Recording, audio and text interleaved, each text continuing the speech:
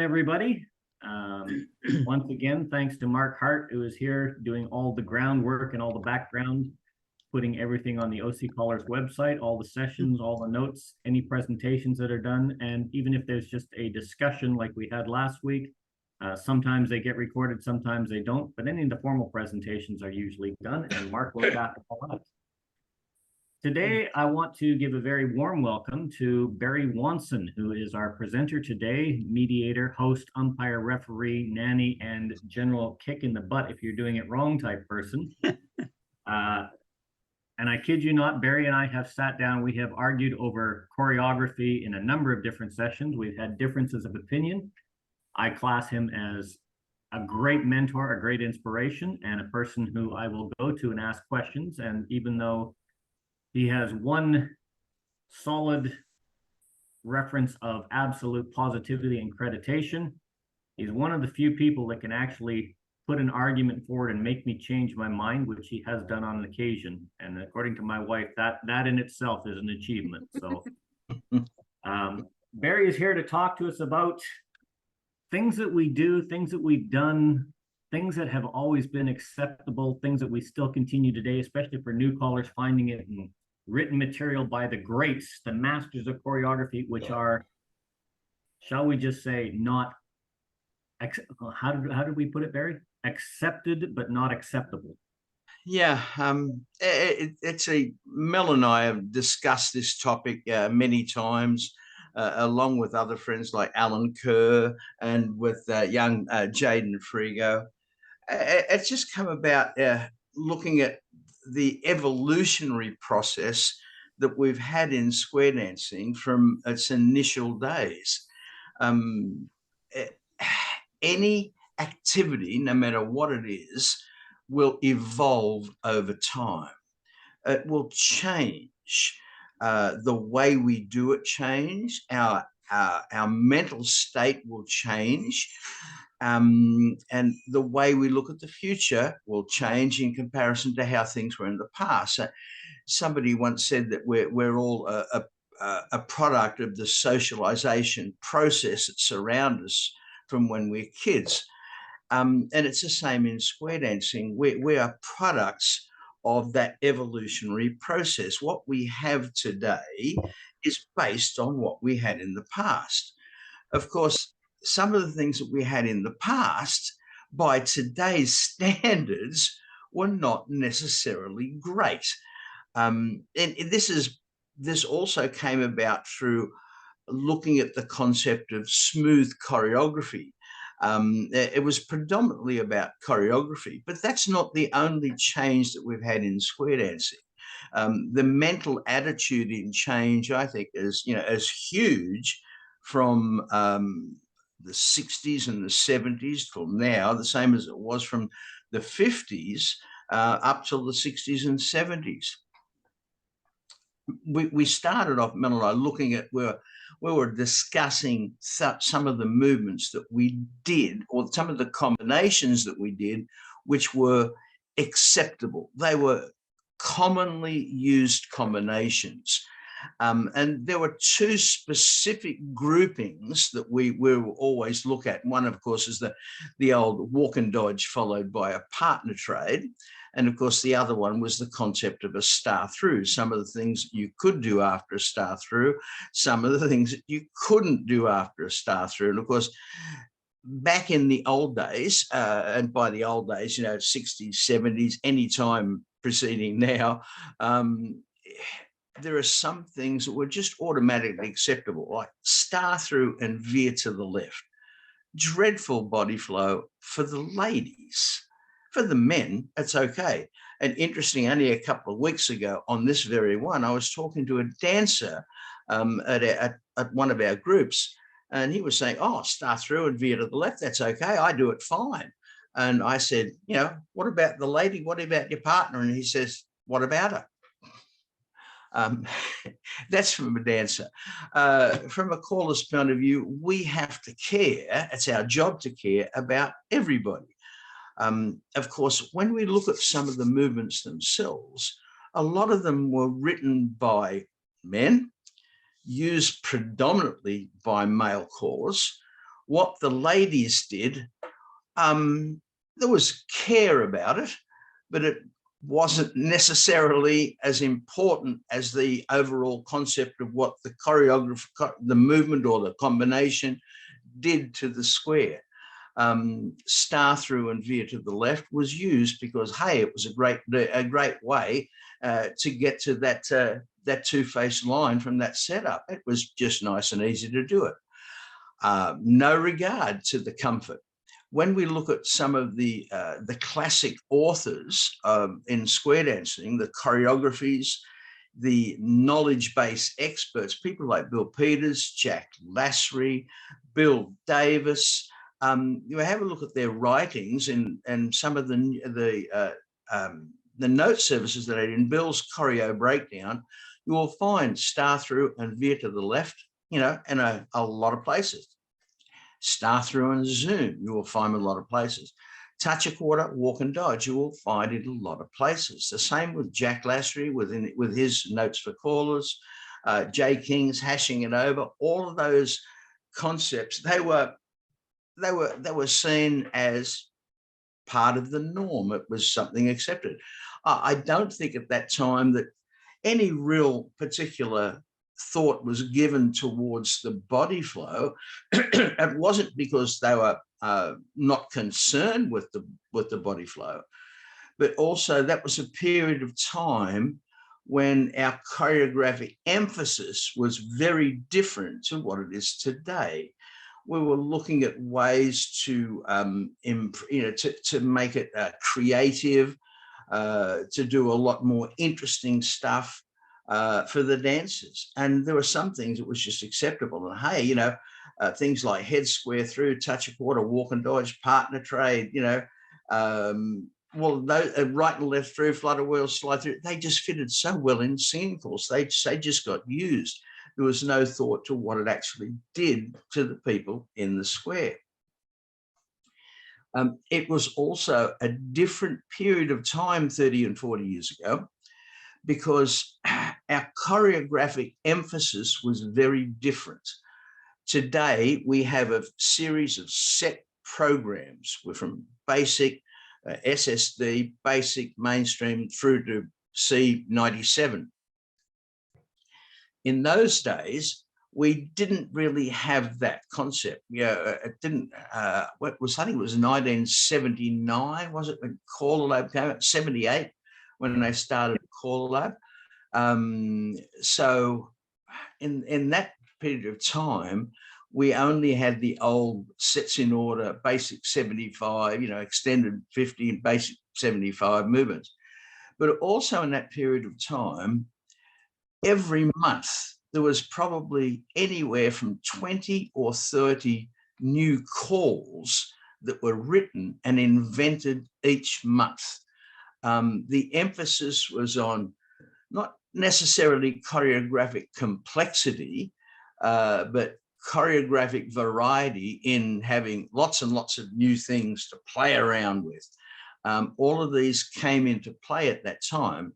Nowadays, we don't have that.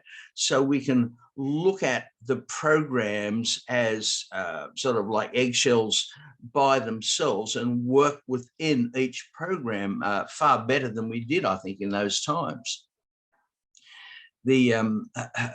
I go back and I listen to my own calling from the 1970s, and I'm horrified at some of the things that I called, because I used all of this sort of stuff the same as everybody else did.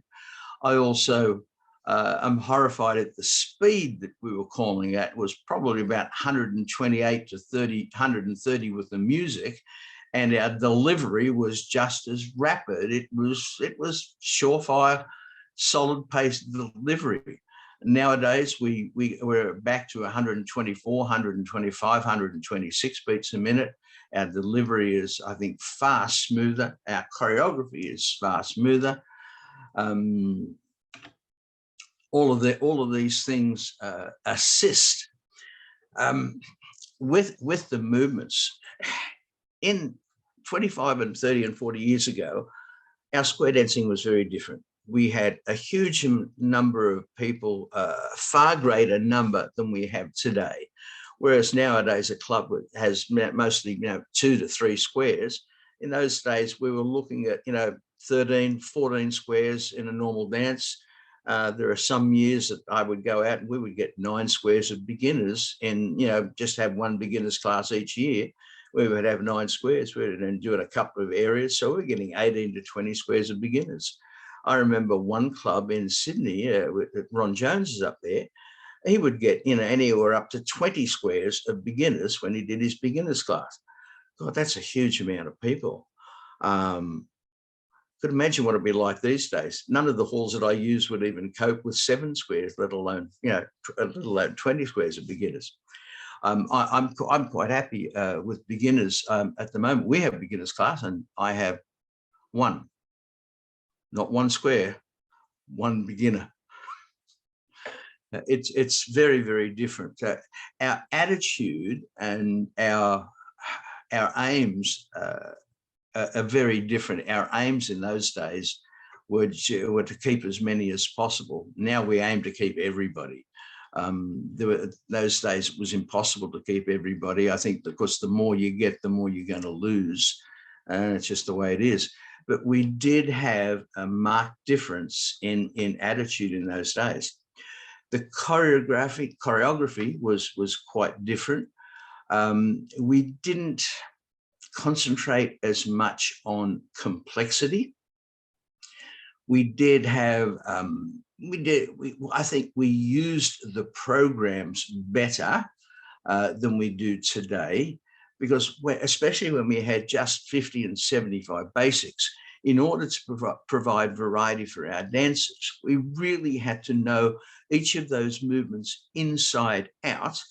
And we had to create lots and lots of interest and versatility within those movements.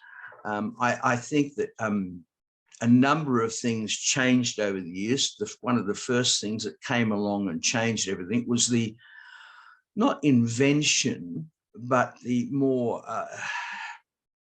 continued introduction of sight calling and sight resolution. With the introduction of sight calling and sight resolution through a lot of caller classes, which started, really to go strong at that time, we had an emphasis that changed from utilizing the material that we had to, for variety, let's do something different. All we need to know with sight calling, sight resolution, we just need to know the definition of a movement, starting formation and ending formation. We can teach him another new movement. And that's what happened. That sort of went crazy for a while. And I think that stopped or almost eliminated the concept of using the material, using the choreographic ideas that we already had for creating material within those given programs. It's not to say that it was bad. It's just to say it's part of a natural evolutionary process. As is this presentation, I have really here nothing planned. This is basically on our discussions. I can stand up and talk for hours on end. I don't particularly want to. Nobody wants to listen to me for hours on end. I'm married, I'm used to that. So it's just one of those things that our evolutionary process has changed. We now have a far greater emphasis on smoothness in our dancing than we actually did in the past. We still have an emphasis on versatility. We still have an emphasis on creativity, utilizing the material within the programs in better ways for the benefit of the dancers, for their entertainment.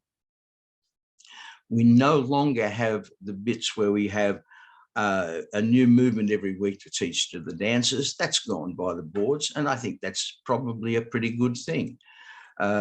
We now have different programs. The dancers can stick within their programs. I'm always amazed. I sit down every month and I write choreography to put in BTM, and I always come up with new ideas.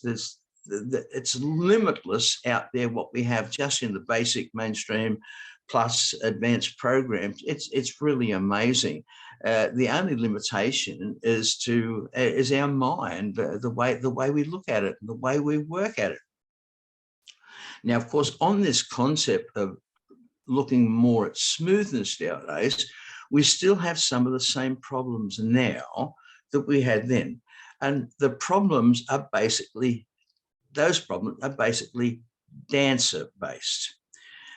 We can say that we as callers, we can deliver in a correct manner to make it smooth for the dancers. We can deliver choreographic combinations that are smooth and danceable. That doesn't assist when it comes to dancers at times. When we're all callers, we all know the dancers that come to dance with us. We have the dancers who have beautiful timing, who are smooth. We have dancers who have absolutely no rhythm whatsoever in their body. They will never be smooth dancers. We have dancers who have a little bit of rhythm. We have a guy, a great friend, and you know, you talk about people tripping over their own feet. This guy actually does. He is a dancer. He's a great bloke, and he's a good dancer as far as knowledge, but as far as rhythm, absolutely zero. He does fall over his own feet. You know? And when and all of those things with the dancers, this will affect the smoothness of our dancing, the smoothness of our calling. No matter what happens, we can try and teach the dancers to dance smoothly as much as possible, but there are always times when those things are going to affect the smoothness of the dance. There's not much we can do about it. Unfortunately, we have to accept the dancers that we have. They come along to have a good time. They pays their money at the door. They expect to be entertained. That's our job as entertainers. We're there to entertain them through the medium of square dance choreography and square dance music, and hopefully sometimes a nice voice. I would like to, at this point, I'd like to say, does anybody have any specific questions regarding the differences in the choreography that we used to do and that we do now? Now, I realize here, some of you guys were not around in those days. Mel was overseas in those days. Jeff Seidel here. Jeff was around in those days. Scotty Scott was around in those days. Bill Silver was there. So it's just to talk to you guys. I said Larry Marchese. Larry's joined us. Larry was around in those days. How do you guys see the differences in choreography of what we used in, say, the 70s and 80s in comparison to now? Jeff, you're muted. Yes, I am. No, I am not. Yeah. Maybe it was better the first way. Thanks. Anytime, mate. Yeah.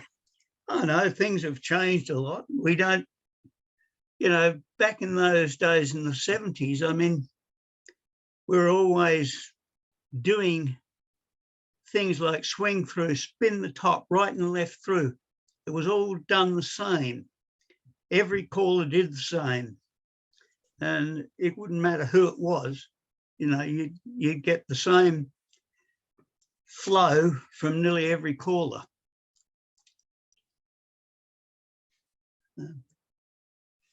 Yeah, it was a very common thing. I've got a few comments that have come up. I just want to say to everyone, please feel free to put your comments in the general chat, or to, if it's relevant to what Barry's saying, on a pause, just interrupt and ask.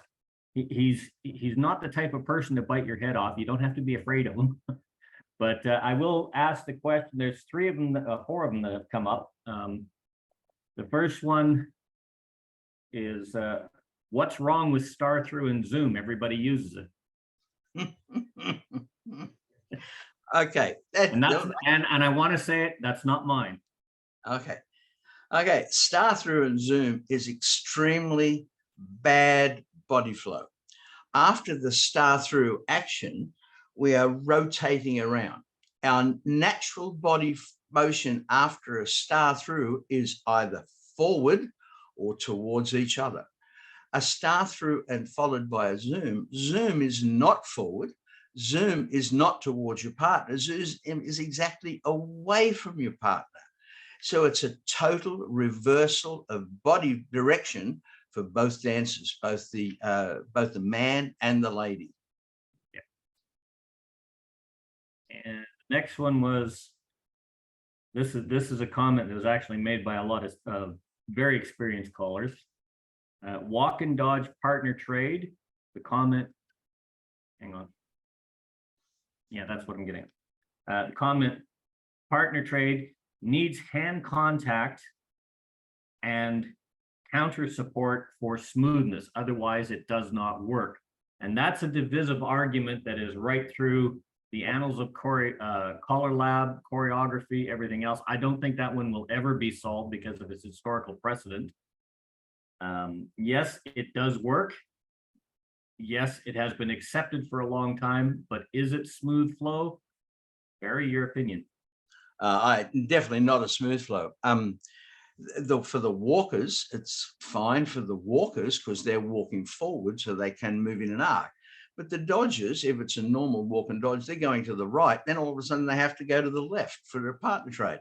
That's a total reversal of body flow, of direction. To me, I think a walk and dodge, movements following walk and dodge are difficult. I really only ever, love to use, walk and dodge and having the walkers trade. That sort of like, to me is one of the very, very, very few things. Most of the things that we do after a walk and dodge have some elements of questionability in there, like walk and dodge having the walkers or the men fold. Well, even that in itself is a little bit, because if the girls don't move across after the fold, you're going to have a slightly offset position. And if they go to the right, then they got to go to the left to readjust. Again, that's against the way their body has been moving. Walk and dodge chase right. I have to be honest, I'm in two minds about that. The girls, the dodgers have moved to the right, so therefore they should be able to turn to the right. But is it smooth? I've called it a number of times over the years. Some people actually do it smoothly. Some people don't do it smoothly. Therefore, I have to be honest, I don't use it. I do use walk and dodge having the walkers trade, and I do use walk and dodge having the walkers fold, and then mostly do a touch a quarter or something like that, because I know that they're going to adjust. But that's really all I use after it, because I think most of the other things are just not comfortable.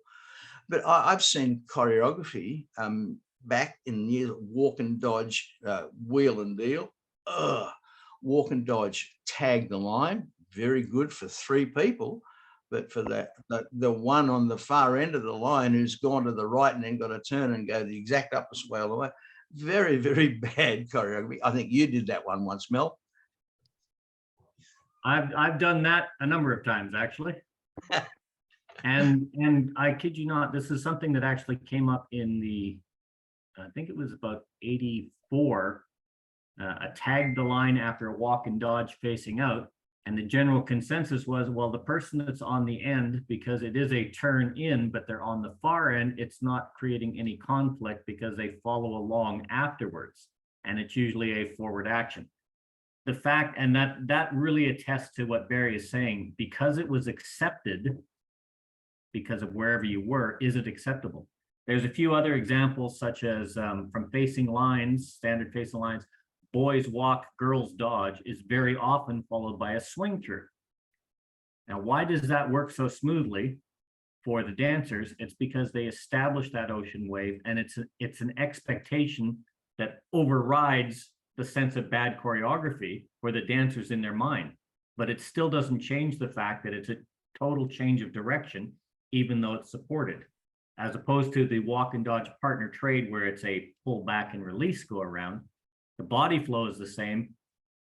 The facing dancer, the dancer expectation is different, so that allows them to more readily accept it. It still doesn't make it acceptable. Mm. Yeah, I think anything that's questionable or very questionable is just basically not acceptable. Okay, I've got two more questions here, and then I've got Larry Marquez has got up. The first one is high-level calling. One of the, hang on, I'll go back to where it is here.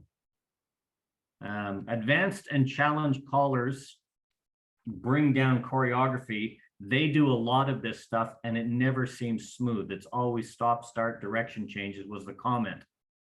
And I wrote back, but I wanted you to address it. What I said was at that level, and I don't call above A1, at that level, there is a lot of mental challenge dancing with phantoms that probably make it seem that way. The challenge choreography is a mental jigsaw puzzle.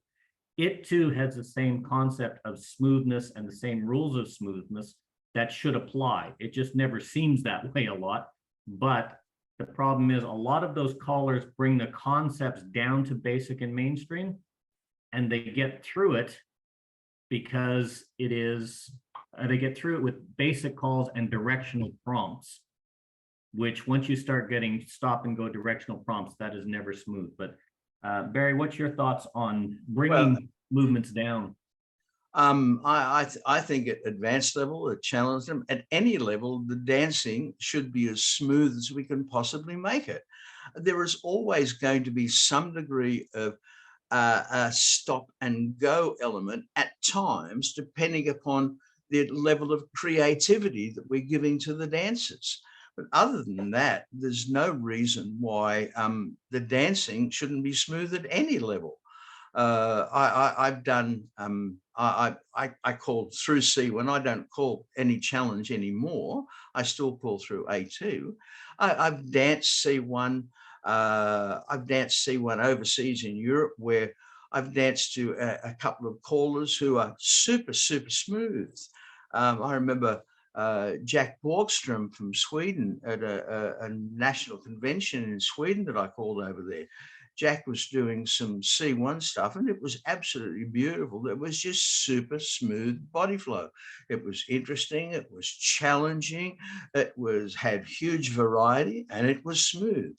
Yet at one of the world, I think the very last World Convention in Roskilde in Denmark, I danced a one C1 caller there, whose name I won't repeat, and it was absolutely bloody awful because it was just continuously stop, start, bad body flow. But that was the caller's fault. You know, that was just the way that he was putting everything together. I think he just used bad judgment in the material that he was doing. He thought it was really great. And he thought he was so concerned about giving the dancers a challenge, getting their minds working, but he just didn't give any thought at all to the smoothness of either his delivery or the choreography that he was using. Yeah. I'm certain. I think Larry's there. I can see Larry nodding his head and shaking his head. I think he's probably in the same boat as I am.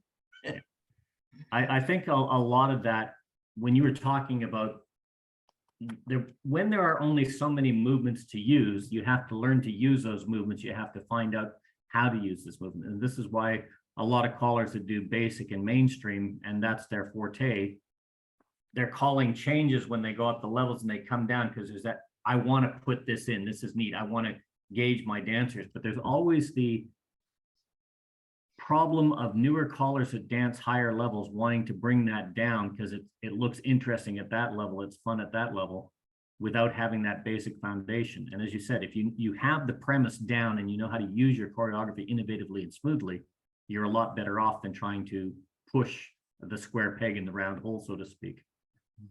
One last question before I get to you, Larry. Your comments on same-handedness. Ed put, okay. Star through, square through, bad. Or sorry, star through, square through, okay, square through, star through, bad. Why? I think they're both bad. star through, square through. The old argument after your star through, your hand is down and moving forward. Still 2 right hands in a row. Bad. Square through, star through. Ugh, I could not even imagine that. The star through, square through, there was an argument, I can remember this going back 50 years ago, that, oh, there's nothing wrong with it because of the way that the arm is down and ready to move forward. Still 2 right hands in a row. Now, mind you, on the fact of 2 right hands in a row, there are some times when we do a couple of hands in a row. A good example is teacup chain. Have a look at that. We got 2 hands in a row, same hand.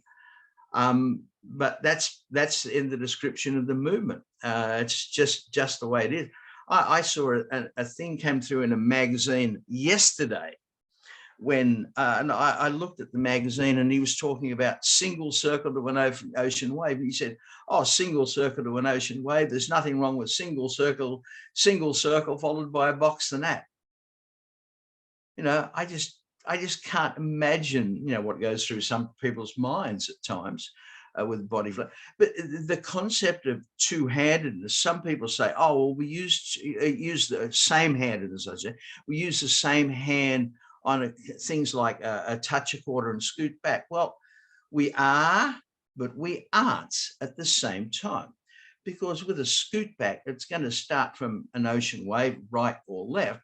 The stepping forward automatically eliminates the hand use, and the only hand that you have available is that hand, because you're going to go to a right-hand wave if it started from a left-hand wave if it started from right, and vice versa.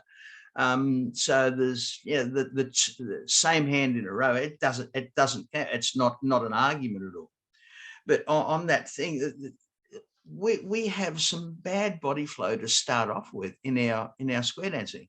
You have a look what we do on our first night of beginners class. We've got things like Allen man left, come back, promenade your partner. Well, that's very bad body flow for the ladies, because they've got to do a complete U-turn back to do it. A right and left grand, followed by a do-sa-do. This was extremely common in singing calls many, many years ago. Allen man left, do-sa-do, promenade. You know, the ladies have to do a complete U-turn back. Now, really not acceptable these days. Just a right and left grand, promenade. Ladies, again, have to do a U-turn back. These things are part and parcel of our square dance choreography.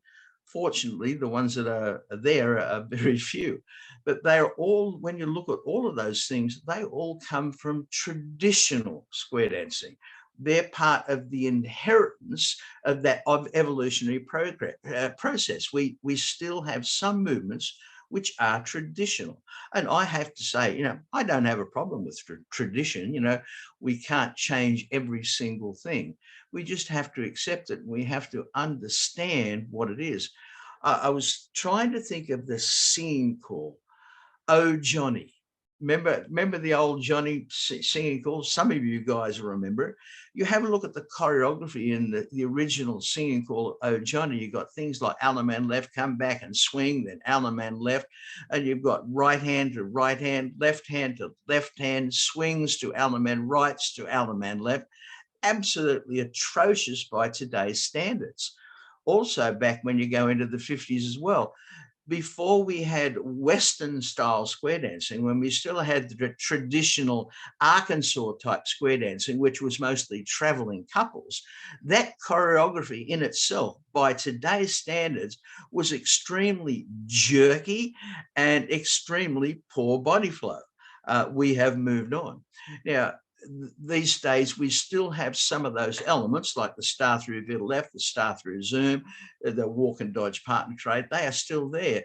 But I think we should have moved on enough to our evolutionary process to see, oh, hey, we don't need them. It's not necessary. We have so many other alternatives that we don't have to use them. Now, mind you, as Larry has picked me up on a couple of occasions, even in some of the choreography that I put in, BTM still uses that. And that's predominantly because I've done the old cut and paste from things that I did 15 and 20 years ago and have not been smart enough to actually go through and read it after I've copied and pasted it.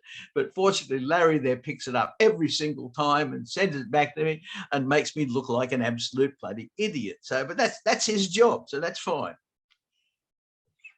I've got a few more questions in the chat, but Larry's had his hand up waiting patiently. So let's go to Larry. Yes. You've got to unmute himself. Yes. Right. Yeah. My comment is kind of old now. It was about walk and dodge a minute ago. And it really is what Barry is saying.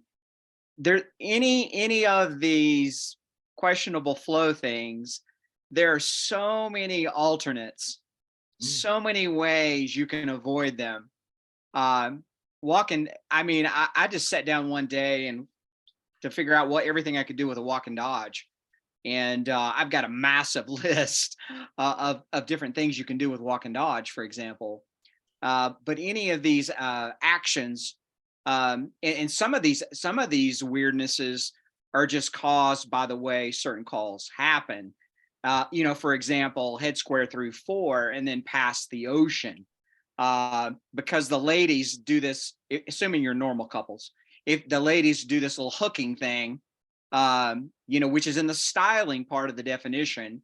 And so, I have to avoid, that combination, for example. But the point is every thing that has a little bit of a questionable flow, there's literally dozens and dozens of ways you can get around that and do something that's slightly different, still easy, and works well. Yeah. Okay. I just noticed April has joined us. Hi, April. But it's not your time yet. It's only March. It's next. Oh, God. How long have you been saving that, Barry? Couple more questions that have come in the chat, and by all means, feel free. The first question. There's a difference in flow and there's a difference in definition. Walk and dodge followed by a reverse wheel around. Everybody says that's good body flow, but a reverse wheel around the center of the pivot in the definition has where the hands are joined. So that dancer is actually back. One dancer is backing up, the other one's going forward. How is that possibly good body flow if you're dodging and then backing up as opposed to go forward? Well, generally dancers adjust that with a pivot. It's the same as a cast off 3/4, where it is a pivot. They dance it like a cast off 3/4. But what do you think about that, Barry, where you're actually dancers adjust for flow and go absolutely against the definition? The dancers do tend to adjust in it. I found that walk and dodge followed by a reverse wheel around, it's really not something that I have used it. Not something that I would use all the time. I would more use for a gimmick than anything else.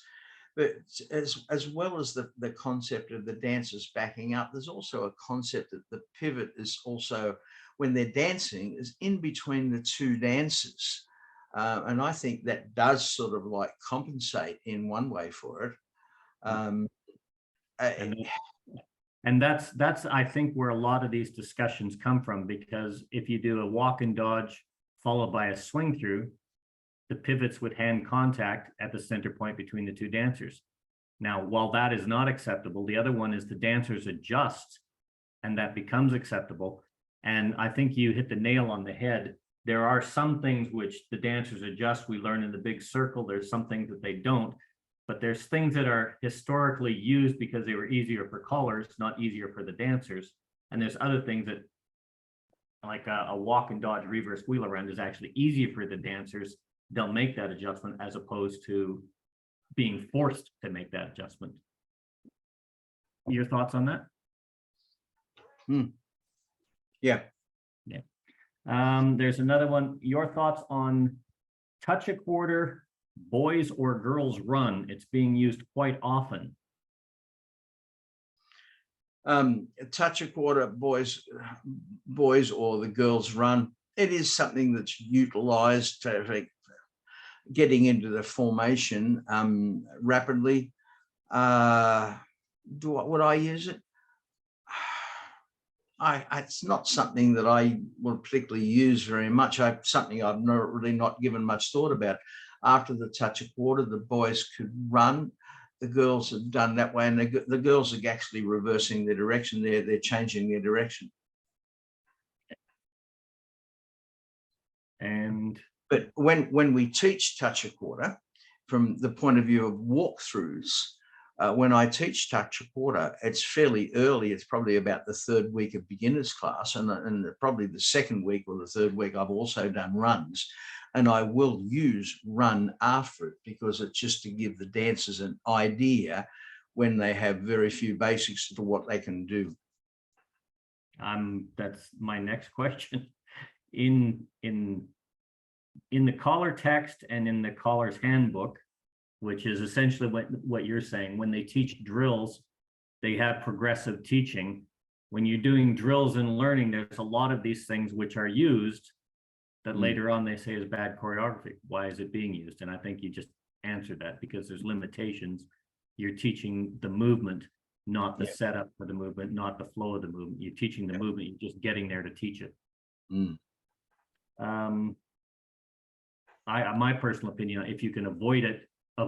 Sometimes it's not necessarily avoidable, but if you can avoid building those habits at the beginning, you won't create those habits in yourself at the end.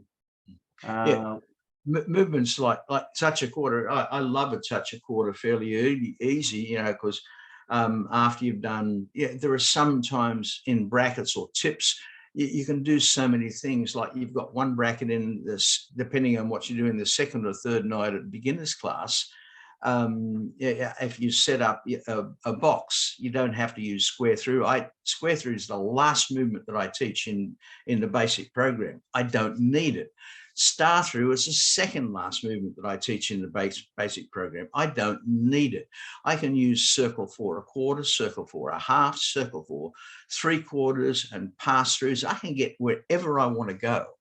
But if you set up with that box, a touch a quarter, centers trade, boys trade, girls trade, centers trade, you've actually done a swing through with having the boys and the girls trading and the centers trade, and that you've already set yourself up as a pre-teach for a swing through as well.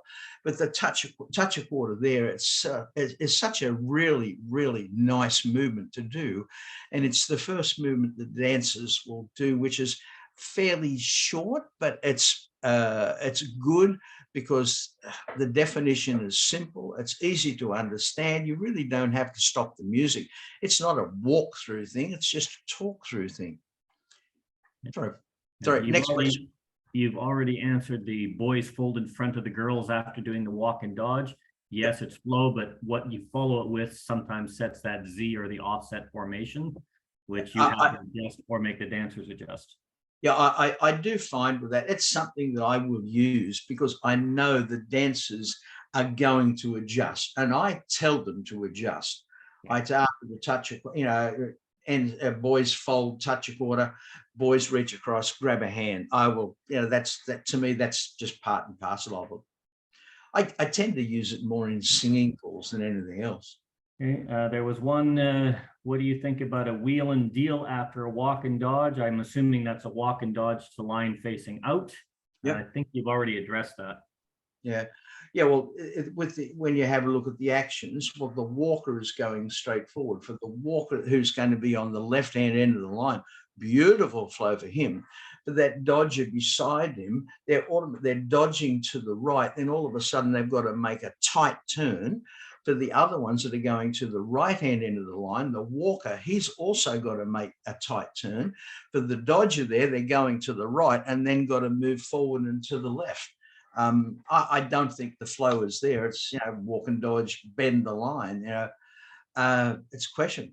Do we need to use it? No. Okay. Now, there was a question.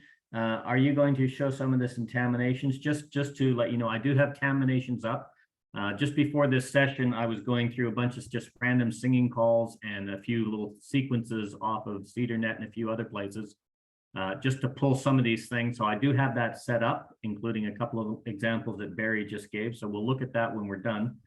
And the last question I've got in the chat is, what's the worst set of bad flow calls that are used commonly in your opinion, Barry? I don't think there are any specific things that are used commonly now. If I were to take example, a function, the last major function that I was at was in last October in the Blue Mountains at our state convention. Mel was there. We had one caller that used star through Zoom about 4 times in the hoedown, at least 3 times over the weekend.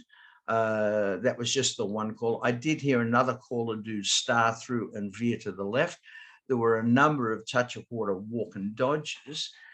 Can I think of any other specific bad combination movements? There was a walk and dodge. There was a walk and dodge followed by a tag the line.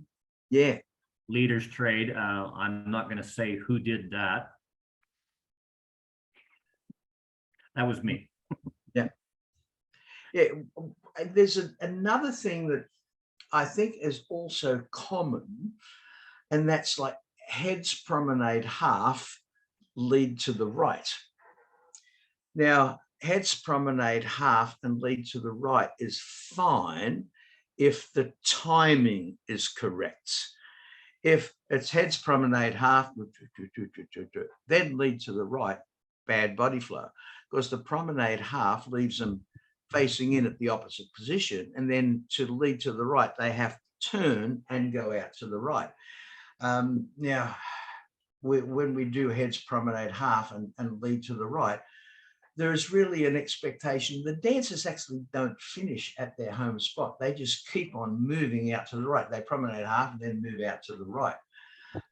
Probably it's against the concept of the definition, because you must finish a movement before you start the next one. But, you know, it's just it's all about timing and delivery.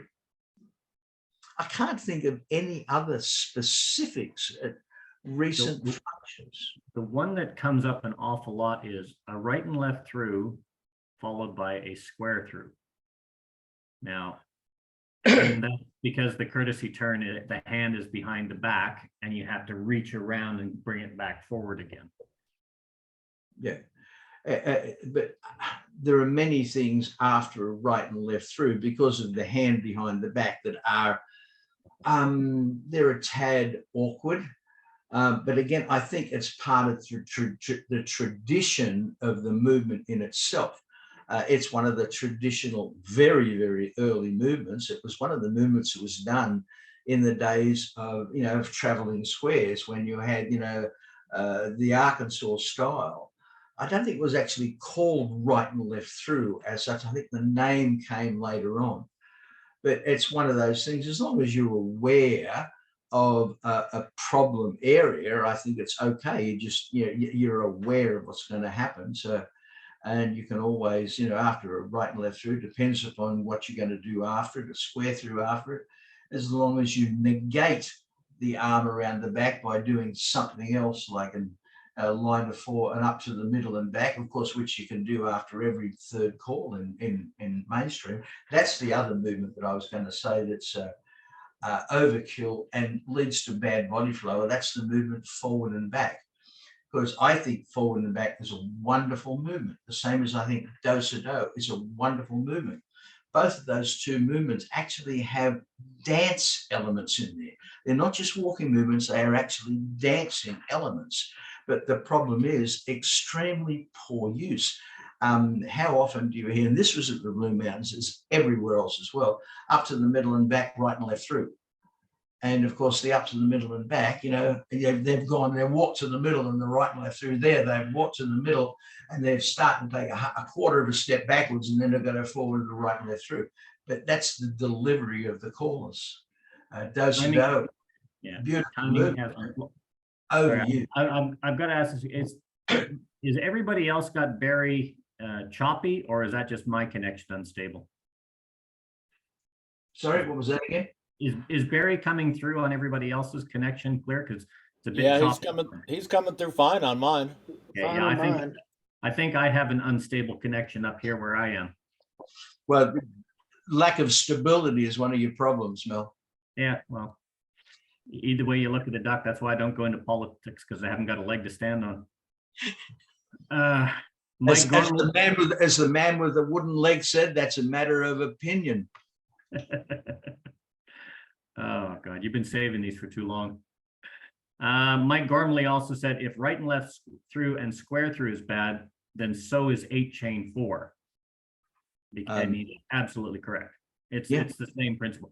One of the things that it was actually brought out in why a lot of things that we do were accepted and they're not accepted now is because Collar Lab implemented the timing charts and the timing for movements based on the kinesthetics of the movement. While the timing charts are good, a lot of these movement combinations that we used to do were always done on either 4 beats or 8 beats. A do-si-do was an 8-beat movement. All these things, everything was always structured like that. So there was a natural, as Barry says, a dancing flow that you would go 1, 2, 3, 4, 5, 6, 7, 8, and you're always moving. But the timing of moving with the music was what actually did that. And we brought all of those combinations forward, but we changed the timing of how we do that. And timing is, as Barry said, a very, very critical element of your calling and delivery. And of course, timing, we have Collar Lab's timing chart, which is basically a starting point. It says right and left through X number of beats, depending on where it is. We say, oh, from a line, it's X beats. Well, no, it depends where in the square the line is. The line you have in between 2 people there, it can be in this position here, it can be there, it can be there apart, and it can be there apart. So depending upon where the line is, the movement will take more beats or less beats. And that applies to every single square dance movement. It depends upon which area in the grid, which spot in the grid you're dancing. I've got a thing coming up in BTM, probably not the next issue, the year after, on grid placement and how it affects our timing and the different spots in the grid that the dancers can be in. It's one of those articles, those things, they take a long while to write. And I'm one of those ones, I'm probably fairly lazy. I sit down and start writing, and then something comes up, and I keep on putting off getting it back to it. I've been doing this article for probably about a year, and that's normally my time frame for every article that I write. I'm not a rapid paced writer. Mel will sit down and he'll spend an hour and a half, bang, bang, bang, bang, bang, and he will do it and knock something out. I can't do that. The article in the last issue on technical zeros that Jaden Frigo presented, which I have to be honest, I think it's the definitive article on technical zeros that I've ever come across. He did an absolutely brilliant job on explaining the use and importance of technical zeros to any caller, whether they be sight caller, mental image caller, module, no matter what they're doing. But that took him 18 months from when I first proposed the idea to him till the completed product. So, but Jaden's probably another one of those, a bit like me, tends to find other things to do rather than sitting down and do the hard work. I'll go and play. I want to play games. I'm a gamer. I play board games.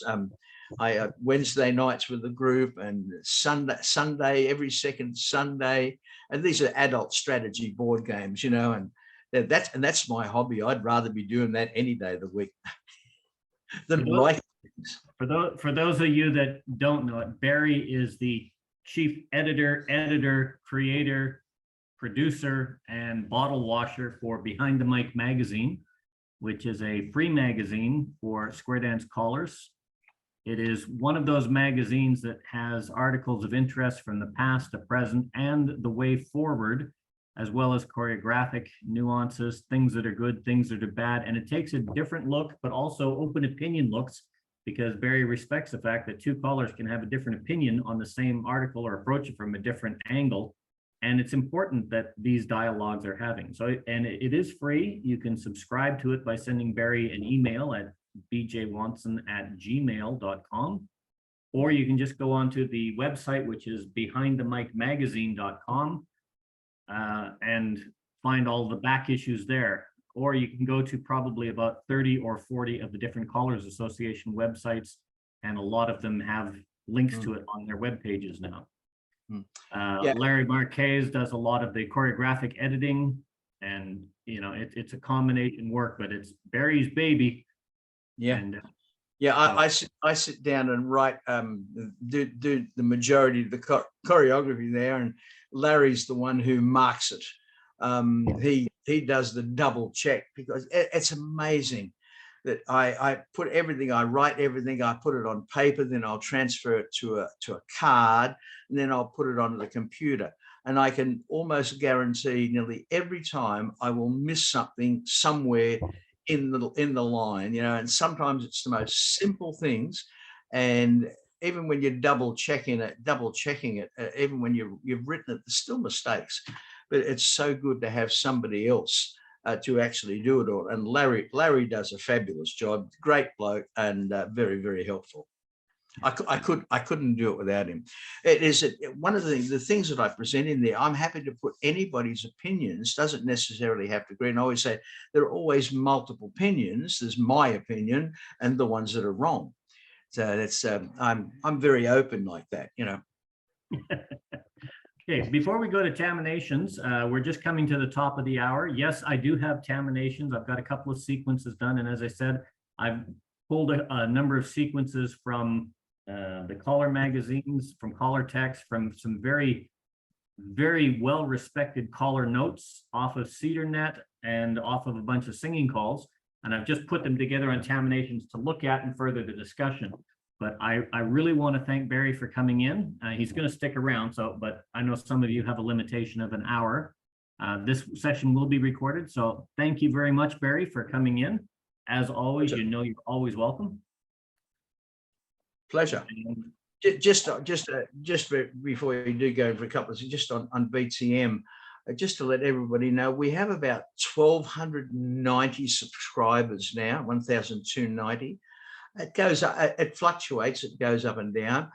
Since COVID, we have lost a lot of people with COVID. We've had a number of callers pass away in the last 3 years. We've had a heck of a lot of callers make the decision to retire and not return. And I think I did a count at one time, and there was something like 180 that did not come back after COVID through either no longer with us or making the decision to retire. I also did a rough estimate there going back a few months ago on our readership, and I think it's something like 45% of people or thereabouts that are callers that have been calling for less than 10 years. So we have a lot of newer callers out there, and that's great. We had one caller not too long ago who didn't like what I did in BTM. He said, "Oh, it's too difficult. It's too complicated. It should be all about teaching and bringing for new dancers." Well, you know, I try to put something in there for everybody. But the main emphasis is for people that are running clubs now, whether they be mainstream or predominantly mainstream and plus with some A1, A2. It's there for people to, you know, hopefully improve through choreographic knowledge, through understanding of what we're doing, through background, to a little bit of self-help stuff there. I'm hoping each month there's something there for everybody.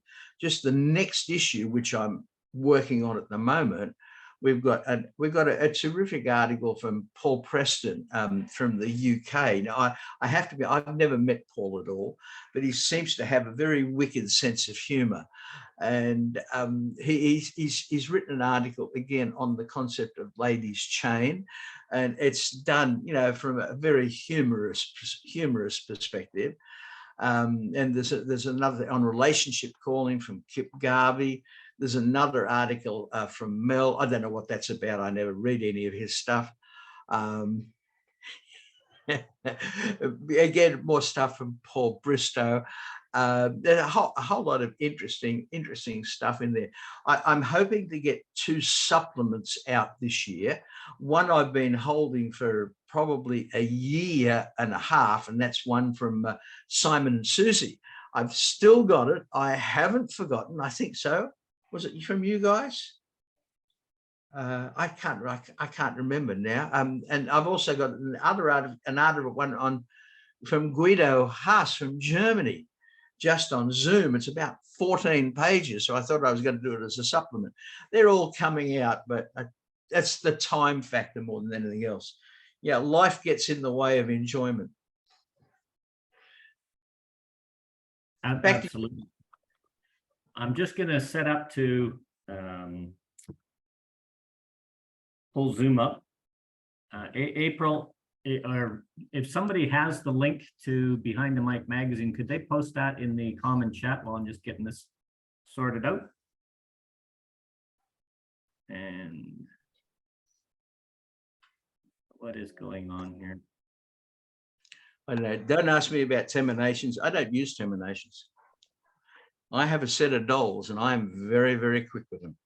Yeah, I know. It's just dolls are very difficult to get on. I know. Yeah. What have I done here? Okay. There we go. Okay. Can you guys see my screen, or is it still not working? Not working. Oh, hang on. There it's Yes. coming. There we got it. There it is. It's just being very slow. Okay, this is one that Barry was talking about earlier. So I'll play it and then It is. yeah, tell me what, and we can look at the choreographic sequence and see what's wrong with it.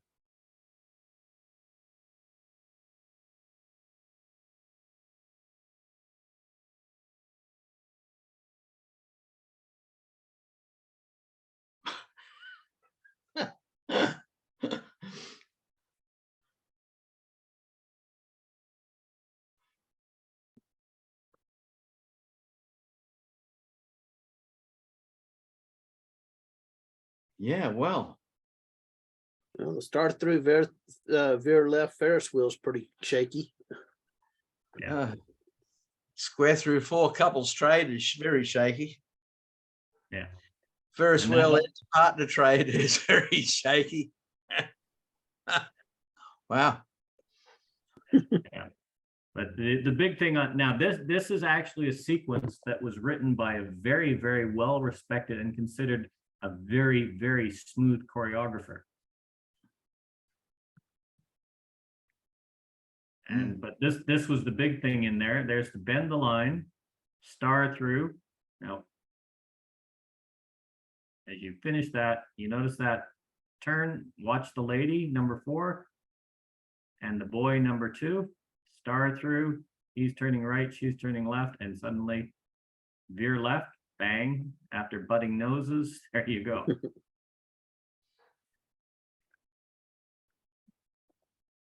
And there's a number of sequences here.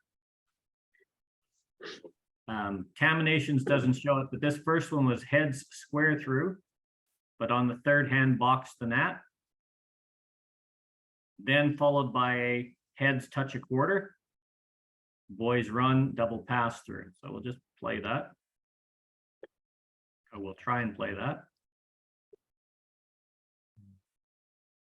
That was the box square through on the third hand box. Then that touch a quarter, boys run, double pass through, clover relief, zoom, center star through, square through 2, box the net, swing the corner, and promenade.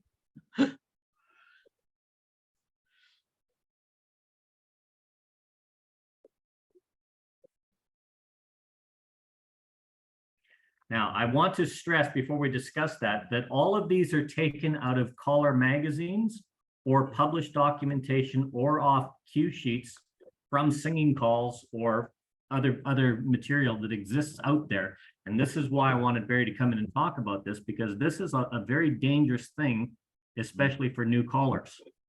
Yep. So who wants to comment on that combination?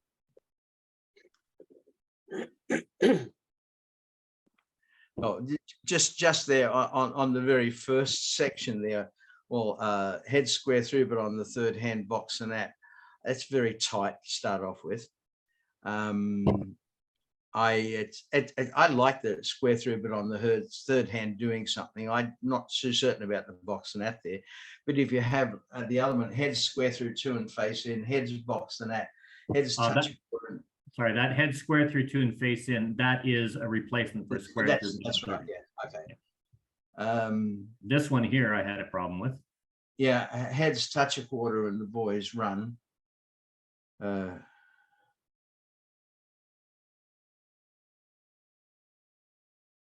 After a box the gnat, they're still holding hands. Yeah, that's right. Very, very, very bad. You've also got when you look after the zoom, we've got center, star through, square through, and box and that. You've got right hand, right hand, right hand. Star through is going to start with the men's right, square through with the men's right, box and that with everybody's right.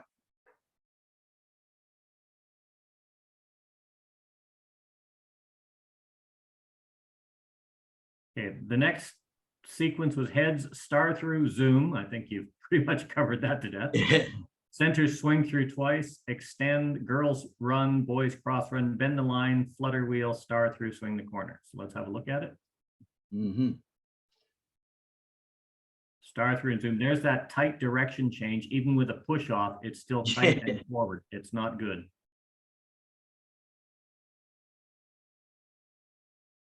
Extend, girls run, boys cross run, bend the line, flutter wheel.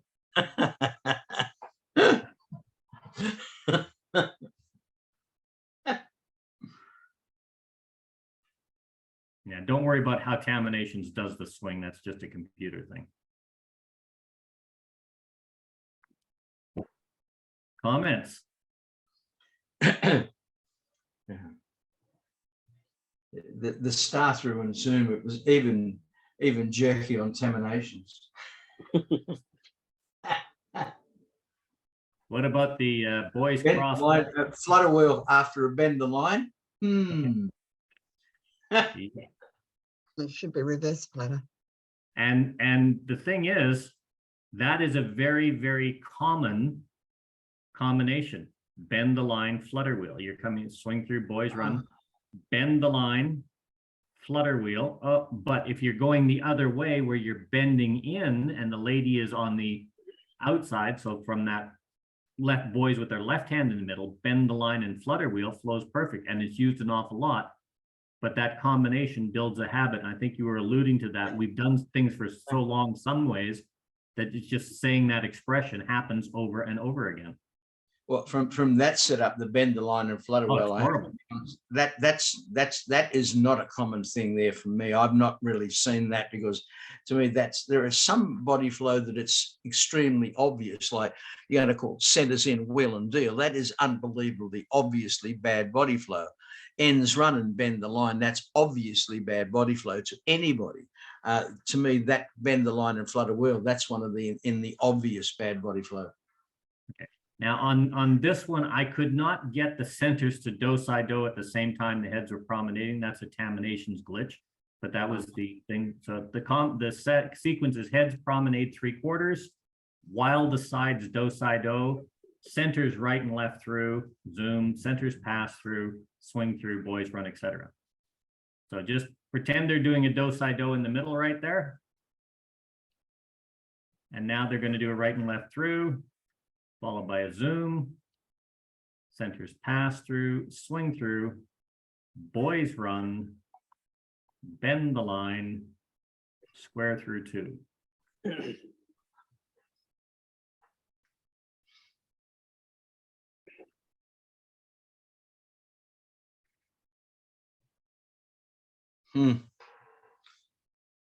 Yes. definitely the same sort of thing.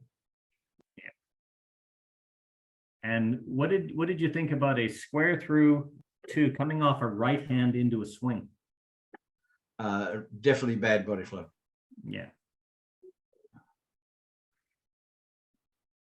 This was actually quite a popular singing call. Lead to the right, veer to the left, couples circulate, bend the line, touch a quarter, zoom, boys run, swing through, girls circulate while the boys trade, boys run, tag the line, face left, and promenade. Okay, back it up to the start of it. Yeah, this is one we didn't actually touch on here, but I figured you'd jump all over it. And this was actually one that, as I said, Barry got my mind changed on it because I used this type of combination a lot. This is very commonly danced in Europe.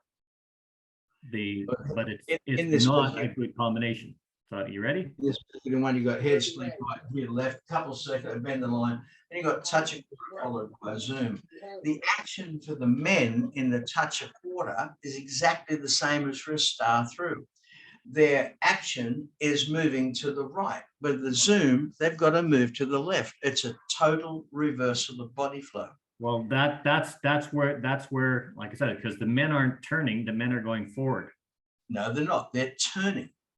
No, hang on. If they were going forward, they couldn't roll. You Hang can on. do touch a quarter and roll. What and I'm that's saying is, fine. what I'm saying So- is the touch a quarter zoom. Here, touch a quarter. It's the ladies that are going out, the men are going forward, but the combination with the ladies is that same thing, that right turn, left turn. Yeah, it's a total reversal of body flow. Yeah. Of body direction. Total reversal. Yeah. And And the way to look at that is to say, well, is it or isn't it? Are the men moving forward? Are they moving to the left, or are they moving to the right? Add a roll to the touch a quarter. Where are they doing? The men are turning in. So Yeah. if they're turning in a roll to the right, turning to the left to go to the outside is against body flow. what I understand that, Barry. What I'm saying is, in this case, it's the ladies that are turning right and left. The men are turning right and then going straight forward because they walk forward into the ladies' empty spot on the Zoom, but that lady is doing a right turn, left out. Oh yeah, yeah. And that this is where, like I said, that was a common combination that's very often used. It's usually men or ladies that are doing it all the time. And the simple fix on that is. Can I just ask a question? Sorry, Yeah. it's Kevin. You're saying that because you're doing the touch a quarter, the ladies then can't really go to their left, and yet you were saying earlier that from a normal zero box, a touch a quarter to the centers trade is okay. But if you do a touch a quarter in the centers trade from a normal box, then the girls are doing a touch a quarter and then they're doing a left turn for the centers trade. So why is it okay to do it into a wave, but not okay to do it from a zoom? Okay, doing it from the ocean wave after the touch a quarter, you've got a wave. The right hand has been used, so the left hand is free for the centers to do something. Okay, so that's why that touch a quarter having the centers trade, the centers have their left hand free, and it's a natural action, right, left, right, left. Yeah, do it from here, Mel. So you've got the left, and now the girl, number 4 girl, for example, is now gonna, having turned right by what you were saying, is gonna go forward and go left, which is exactly the same motion from the zoom. It's just this time she's got a hand and the other one she hasn't. Yeah. No, This is one of the arguments that came up a lot of the time. And if you look holistically, this is the same consequence as comparing round dancing to square dancing. It is a different dance movement in round dancing. That's just why there is a lot of sudden direction changes, which are smooth because of that partner relationship. In square dancing, from the establishment of touch a quarter, make an ocean wave, centers trade, by saying centers, you're doing an action that defines in the dancer's head the establishment of a parameter establishing the ocean wave, which will be followed by the forward action it's led. The difference here is on touch a quarter, and zoom, where are we here? You're going to have the column. Oh, wrong one. There we are. So if we do a touch a quarter, now, although the body action, the kinesthetics of her foot movement is exactly the same, there's no hand application, there's no establishment of a motion. You could say touch a quarter, stop time, girls away from the center, everybody zoom, but now you've created a timing gap that allows for that kind of a motion, but you've created a stop and go action. There's no dancer anticipation. And this is where, as Barry said, it's not just the choreography that creates problems. It's proximity, the centers bumping into each other, not leaving enough room. It's dancer expectation, what they expect and from the defining of a movement. And it's also the flow, or what is the natural flow. And to, of course, get rid of this, you'd put a circulate followed by a zoom, because now you've changed that action. And when you do that, that's fixed it all up. But that's the reason why you can't just look at choreography and you can't just look at footwork, because, for instance, step apart, point together, touch. Well, that's horrid choreography. You know, Shaw, 2 turning 2 steps. Oh, that's terrible choreography. But it's beautiful ground dance choreography because it's a different kind of dance entirely. Yeah, just going back from Okay, thank you. From the point that Kevin made there, when we got touch a quarter from a box to give us our wave, the centers will automatically connect. So the right hand has been used. So the next hand that's available to use is the left hand. That's like saying turn half by the right in the centers trade, which is a swing through. The right hand is used, then the next one that's free is the left hand. Here it's very different, because you don't have that connectivity with 4 people. You've only got connectivity with 2 people. And in that instance, the ladies, I was saying the men before, but it's the ladies, of course, Yeah. they're turning to the right and then having to go outside to the left. And that's against the natural flow. And the way that I look at it sometimes, if I'm not certain about it, I will go back to other movements, and I find that roll is a really good idea, which tells me how the dancers are moving. A touch, a quarter, and roll, they're not going to go away from each other. They're going to go towards each other, because that's the way the bodies have been moving. So therefore, a touch, a quarter followed by a zoom, it's the opposite direction to a roll. So therefore, just on that by itself, it's bad body flow. It's against natural movement. Unless, of course, you're I going hope into that the wave. makes sense. Yeah, I unless- mean, it does, but the problem is the touch a quarter into the wave and roll would still make them face each other, but when they're That's in the wave, correct, it's yeah. okay to go left. So and I think that- that's where I have trouble. I mean, I teach a lot of beginners or beginner callers, and that's where I have problems, where there are certain combinations where on the face of it, it looks like the dancers are making the same action, but sometimes it works and sometimes it doesn't. And absolutely. I often find if they're engaging with the hand, then that gives extra stability and makes it almost more worthwhile. But I just wanted to hear what your thoughts were on that. So sorry for interrupting. Yeah, and no, it's a valid point. And this is what Barry was saying earlier. When we got heavily into sight calling and sight resolution, there was a transfer to, here's where I start, here's where I end, what can I do from here? And the focus was only on the choreography and timing. It wasn't on dancer anticipation, dancer expectation. And when you put all those together, you get a whole different dance. And you've got to consider that triangle in order to make it solid. But if you open up one end of the triangle, of course, it doesn't work anymore.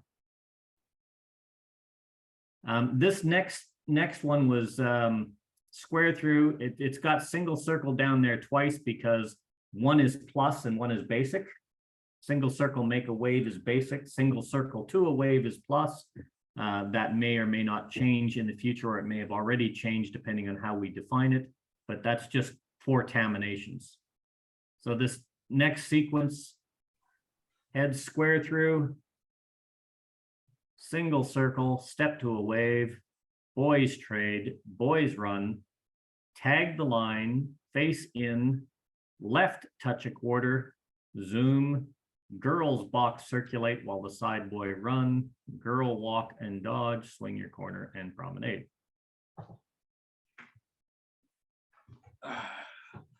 Back again.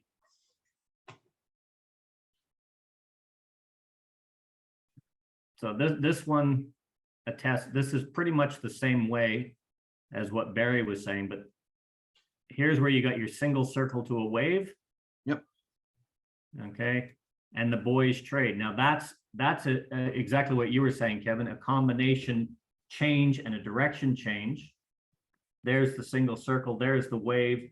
They would go to the right naturally, but because you said wave, you expect something to happen with that center hand. Boys run, tag the line, face in, left touch a quarter. Just there's the, this is what Barry was saying with the roll. All the action there is to the left. Mm-hmm. And now the boys' action is to the right. Yep. And there's no hand to offset that instability, even though it's the same foot pattern. Okay, and then zoom. Girls box circulate while the side boy run. Girls walk and dodge, swing your corner. Yeah.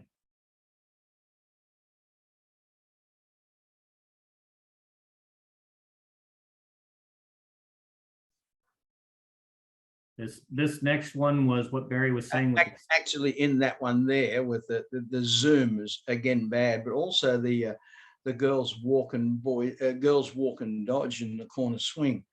One girl is going forward, the other's going to the side. I don't think that's particularly smooth flow either. Yeah. And she's going to the left. And that is the direction of her swing, but it's, as I said, it's a stop, forward, left, forward.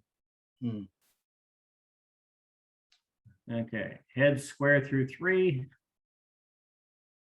Separate around 1 to a line of 4. Star through and zoom. I think we've talked about that one already. Yeah. Swing through, girls zoom while the boys trade. Boys run and promenade.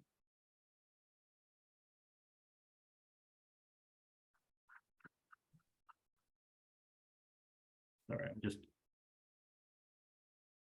okay. So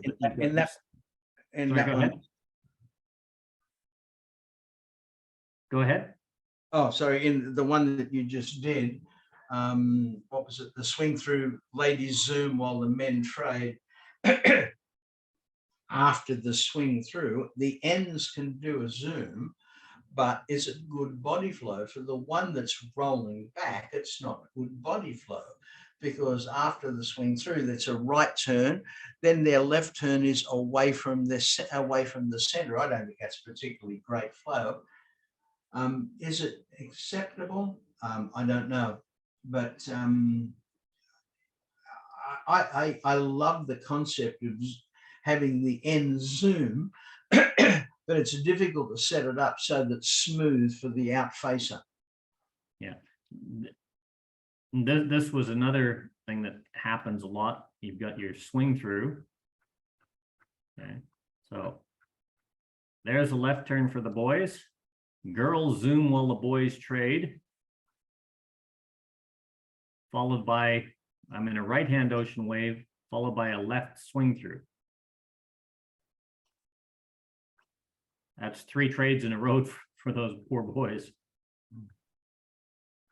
I mean, whoever wrote that one must think that we're girls, because that's what callers do to ladies all the time. Can you set that sequence up again there, Mel? Go back to the start of it. Where was it? Here, there. Yeah, head square through 3. Just do the, and separate around 1 to a line. The star through, zoom, centers pass through, and then stop after the centers pass through. Can you add a swing through and roll? Just no, I can't, but I can put it up on here. Okay, well, just do the swing through, and let's look at it. Yeah, You don't have to do, just do the swing through. And use undo to restore sequence.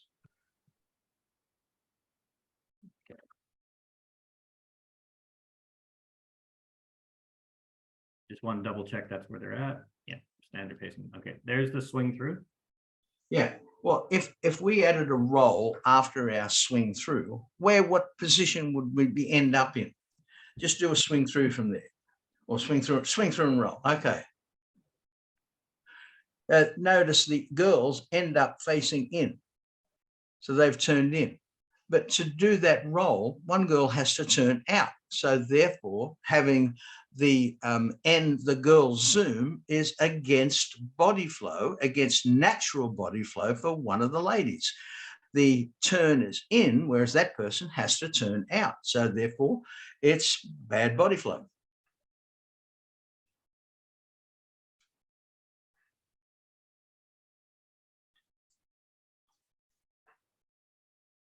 Sorry, bad setup.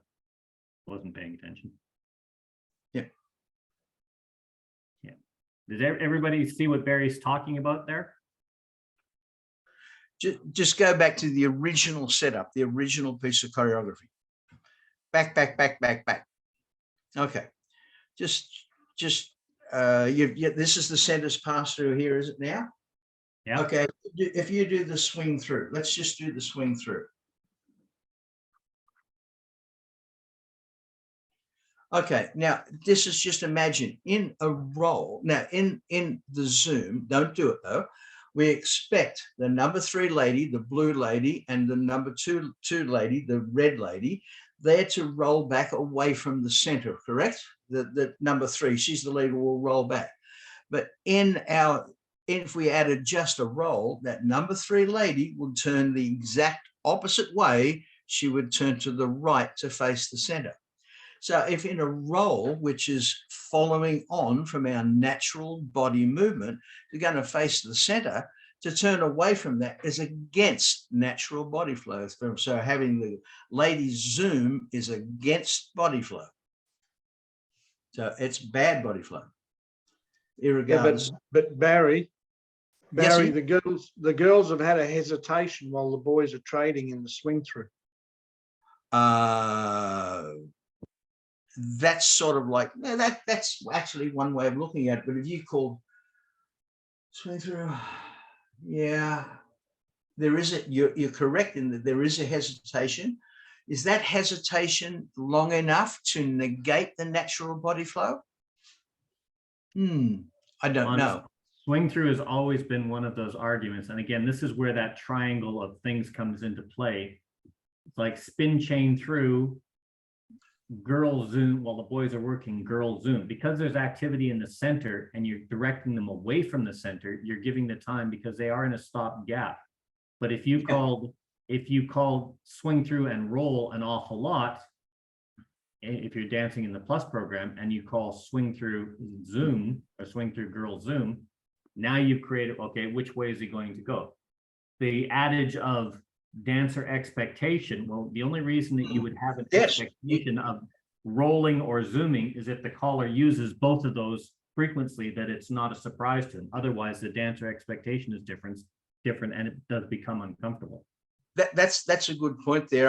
It's again like as callers, you think of the movement as a whole rather than 2 separate parts. And with our swing through, we have one part for everybody and just one part for the center. So because we have one part for the centers, the ends are there stationary. So that has negated that flow. But if we were going to call swing through and roll, it would be done automatically because we have given them the command to do their own parts as well. Yeah, so that would work out. It's one of those ones where they're both correct. That would work okay both ways. Yep. Yeah. Now, and like I said, all of this choreography is stuff that is I wouldn't use it, material. This one here, I think, is pretty obvious what's wrong with it.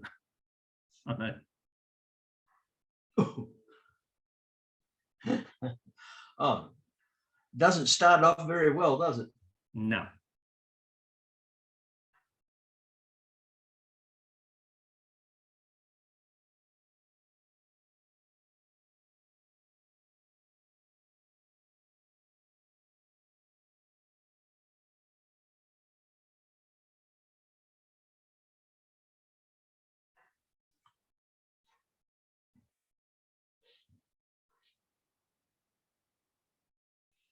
I think we all kind of already know that head ladies chain followed by a lead to the right is a definite.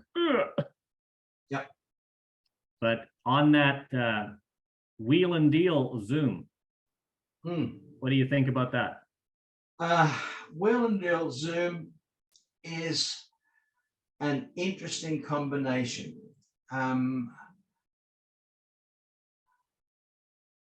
The argument, is there a slight step forward after the wheel and deal? In the definition, no. The way the dancers do it, there is always a slight step forward. I looked at it once. I used to say, I would never use that, you know, wheel and deal zoom, Ferris wheel and zoom. Oh, absolutely dreadful combinations. But I think within the square formation, if they have that step forward, as long as it's a step forward, they can do the zoom because that's negated that action and the tightness that they've done. It's not something that I would use on a regular basis at all. And the other aspect you've already mentioned a lot that has to do with the smoothness of this is when you call the zoom. If you call the zoom here after the wheel and deal, they're going to butt heads. Wheel and deal, zoom, they anticipate it's coming and they make that adjustment. They actually start the zoom before they're even finished the wheel and deal. Yeah, I like to look at think about wheel and deal zoom. If you called a line of 4 forward and then come back and then wheel and deal and zoom, to do the wheel and deal action, there has to be a step forward after the wheel and deal, because otherwise it's too tight for the trailing couples going in there. So I do tend to think that there is a slight step forward in there automatically from the dancer's perspective. That's the way that it's sort of like danced, but by the definition, it's not. Stephen, you have your hand up. Yeah, sorry, it's a late question on the swing through girls zoom. Yeah. If you did a swing through and then had them rock the wave, then zoom, would it be more successful, more palatable? You mean like do a balance? Yeah. Barry? Balances, I have to be honest, I don't like balances after in that instance there, but I think the swing through and the girl zoom, from what I think it was John Casey said there when he brought it up, I think it would be okay because the action away from the center for the lead lady in the end is negated by the fact that they've been motionless for a split second while the boys do their trade. So I think it's probably okay in itself. Okay. This one is again that star through and zoom. Yeah. We all know double It's pass. just, yeah, while you're doing that, it's amazing that the star through and zoom, there are so many alternatives, because the simplest alternative, heads pass through and cloverleaf, and you've already got there. It's so much easier, saves any problems. Yep. Leaders trade, swing through, boys run, chain down the line, Dixie style.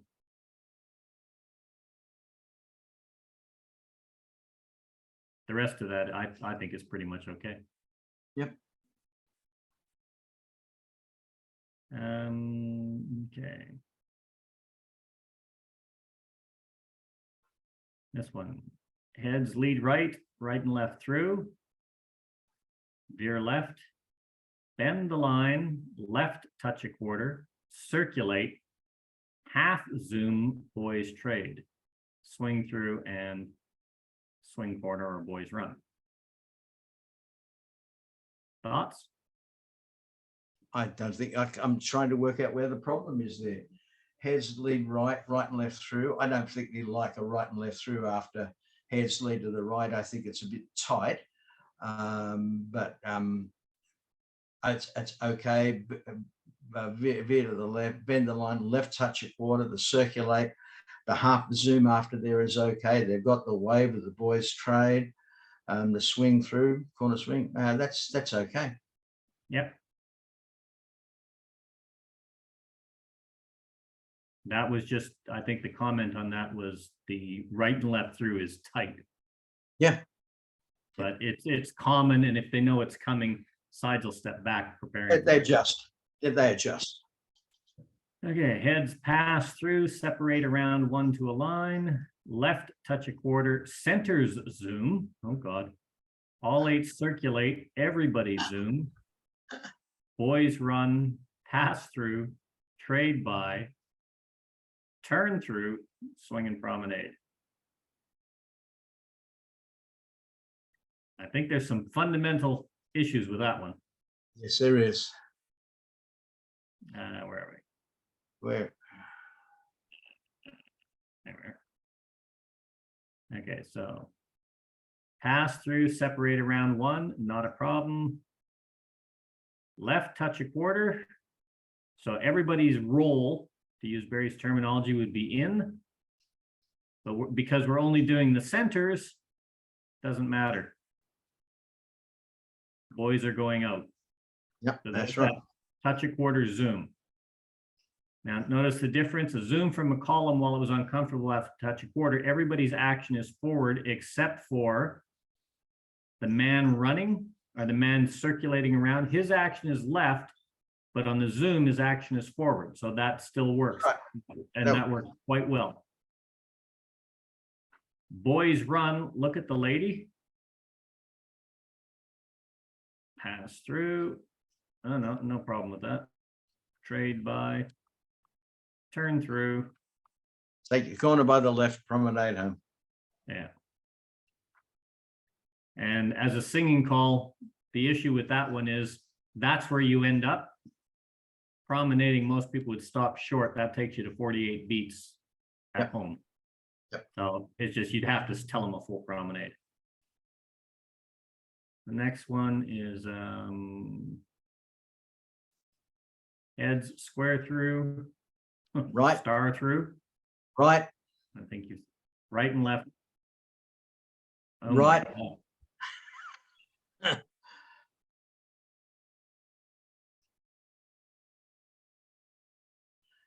Hinge followed by a swing through. Right, right. Pass through. Ah.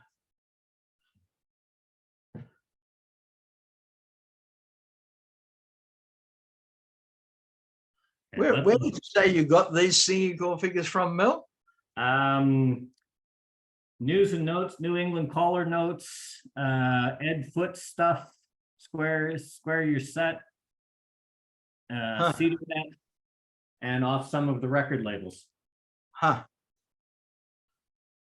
And this is what Barry was saying earlier. A lot of stuff that was published, especially in from the 70s through the mid 80s, a lot of the older records and things were coming out. They had Alaman left, Alaman right, Alaman left, do a seesaw your partner, things like that were coming out. It was just done. But if we look at that, we've got head square through. So you're coming out with your right hand free for the boys, but the lady's got hers. Star through. Oh, now she's got a switch.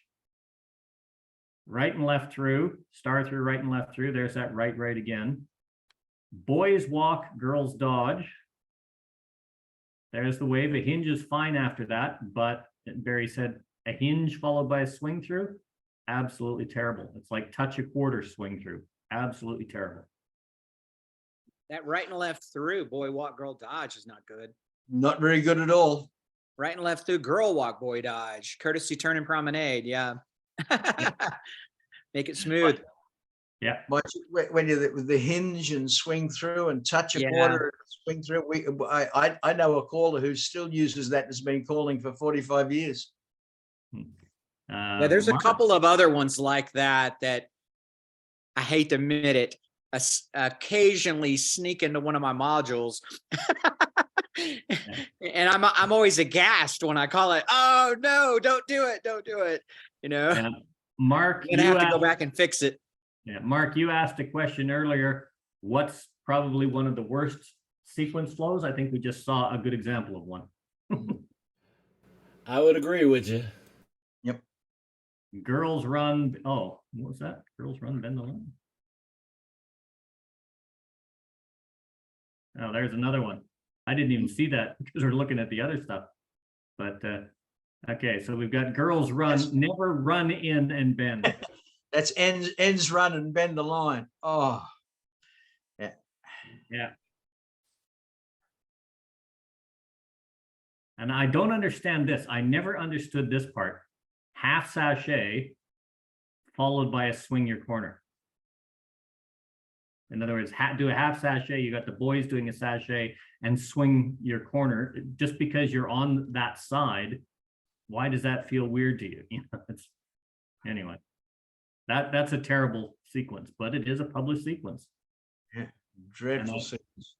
Yeah, you turn back swings are often problematic as well. Yep. And I think that's the end of those.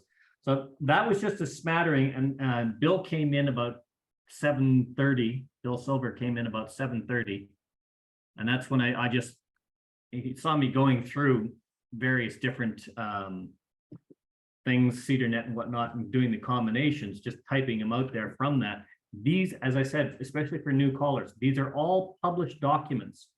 So although Taminations doesn't do all those, and I made some modifications on like square through 3 blocks of net, square through 2 face in. It's very important you get your checkers out. It's very important that you, if you're going to write choreography, that you dance your choreography, but not just do the footwork. As I think, Kevin, it was you that was saying, when we're doing the footwork, well, they're doing the same motion with, they're walking on the same motion.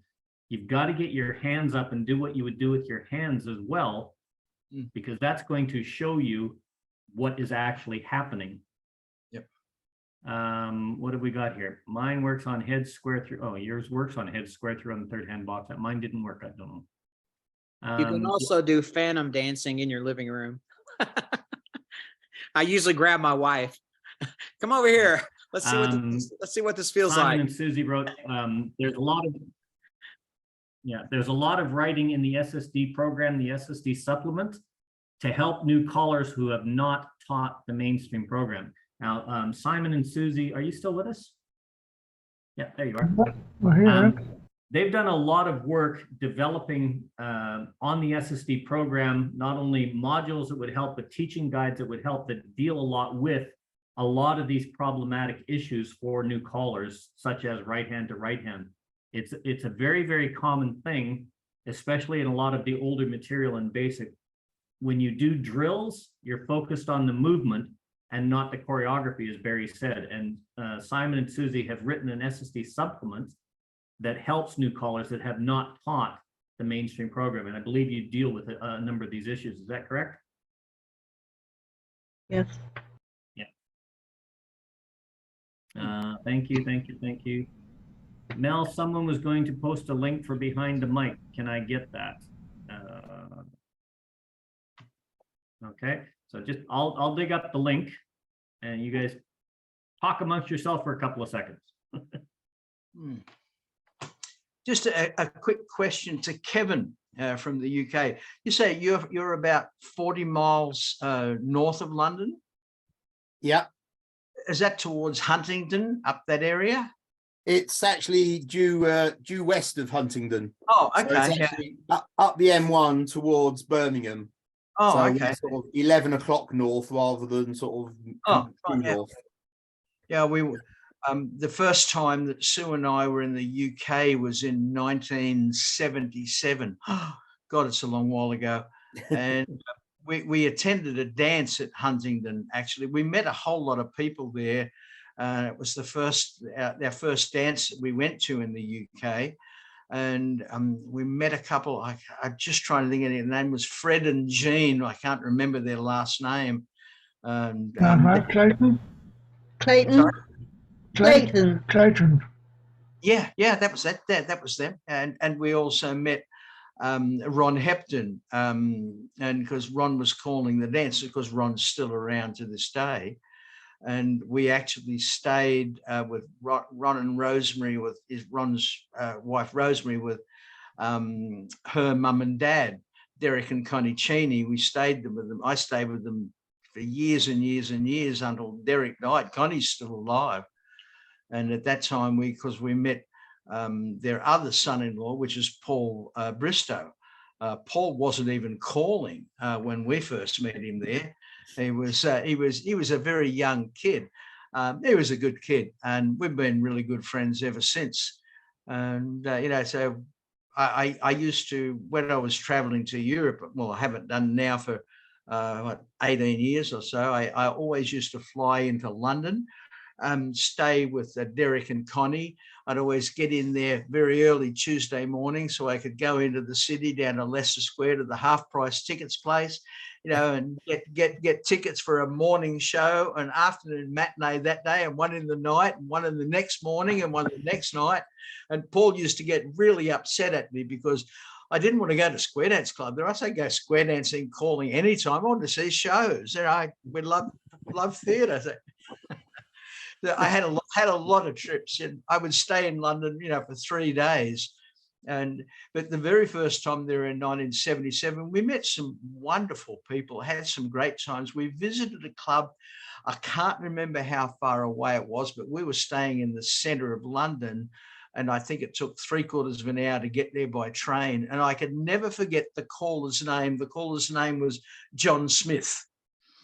And I think he's passed away. Are you sure it wasn't made up? No. You sure it wasn't made up?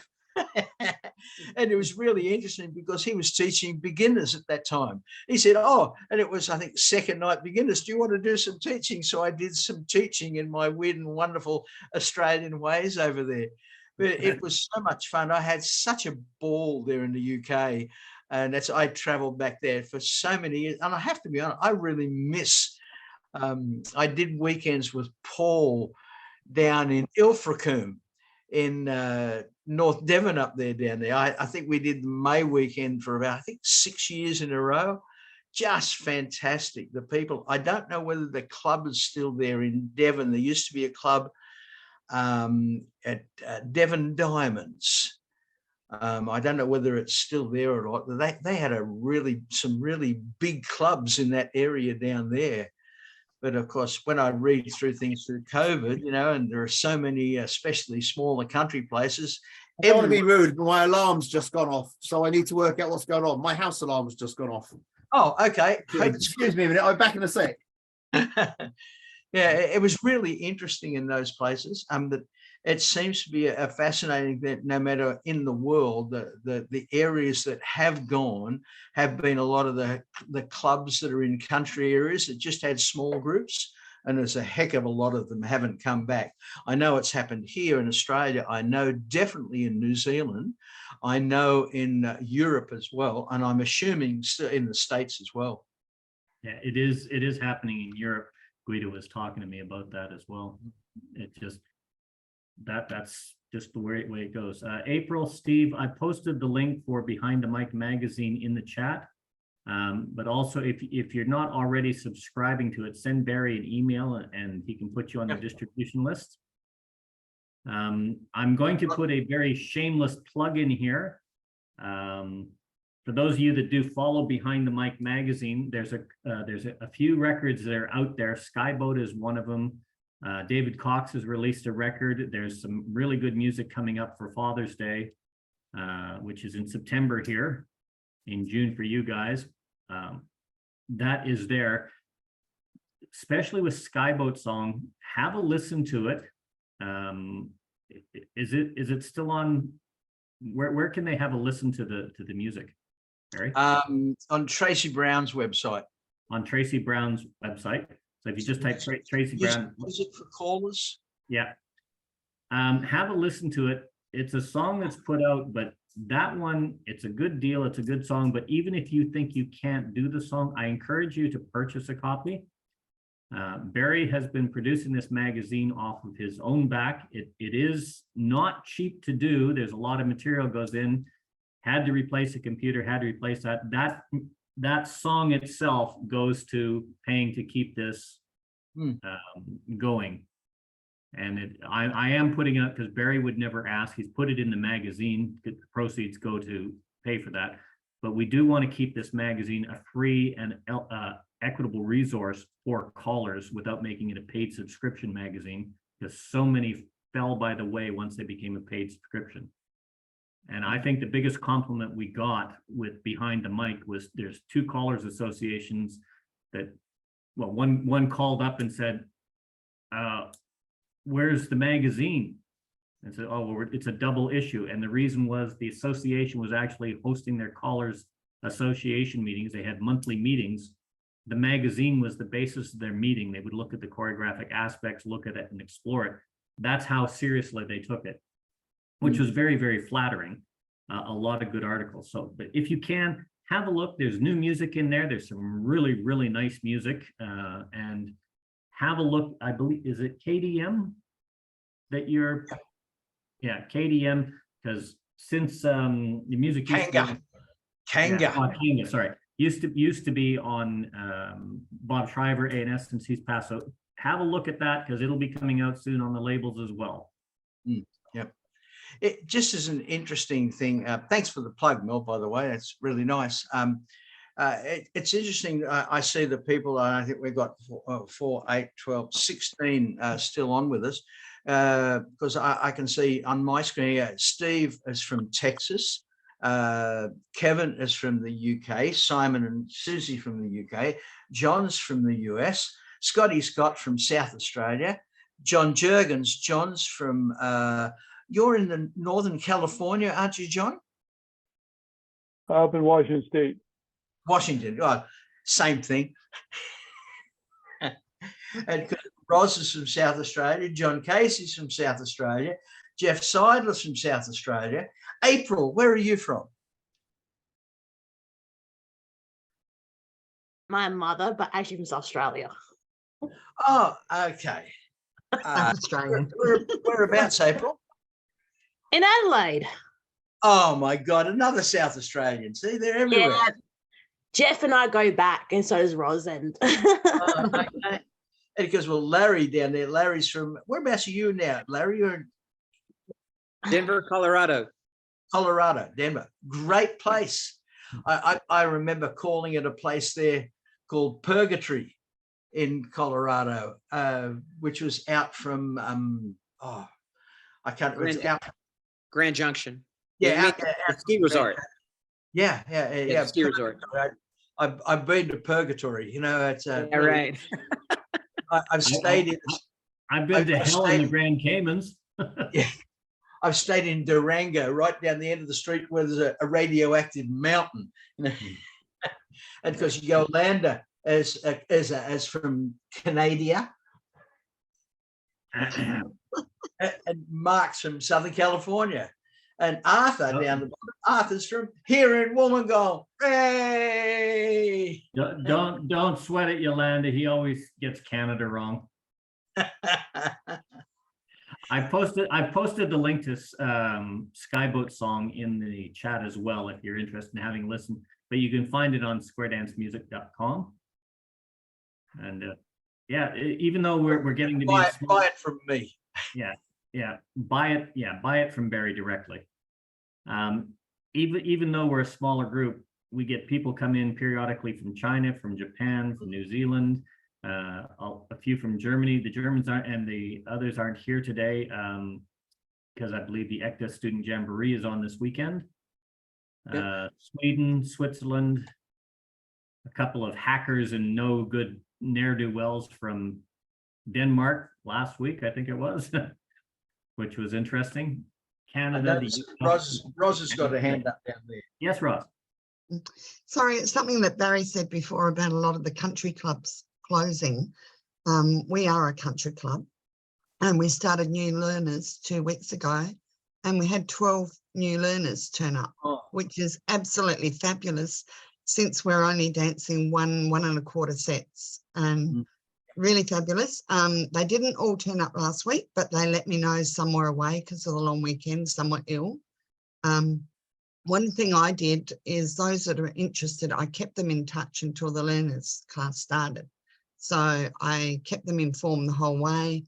The week before, I rang them all to remind them that it was on.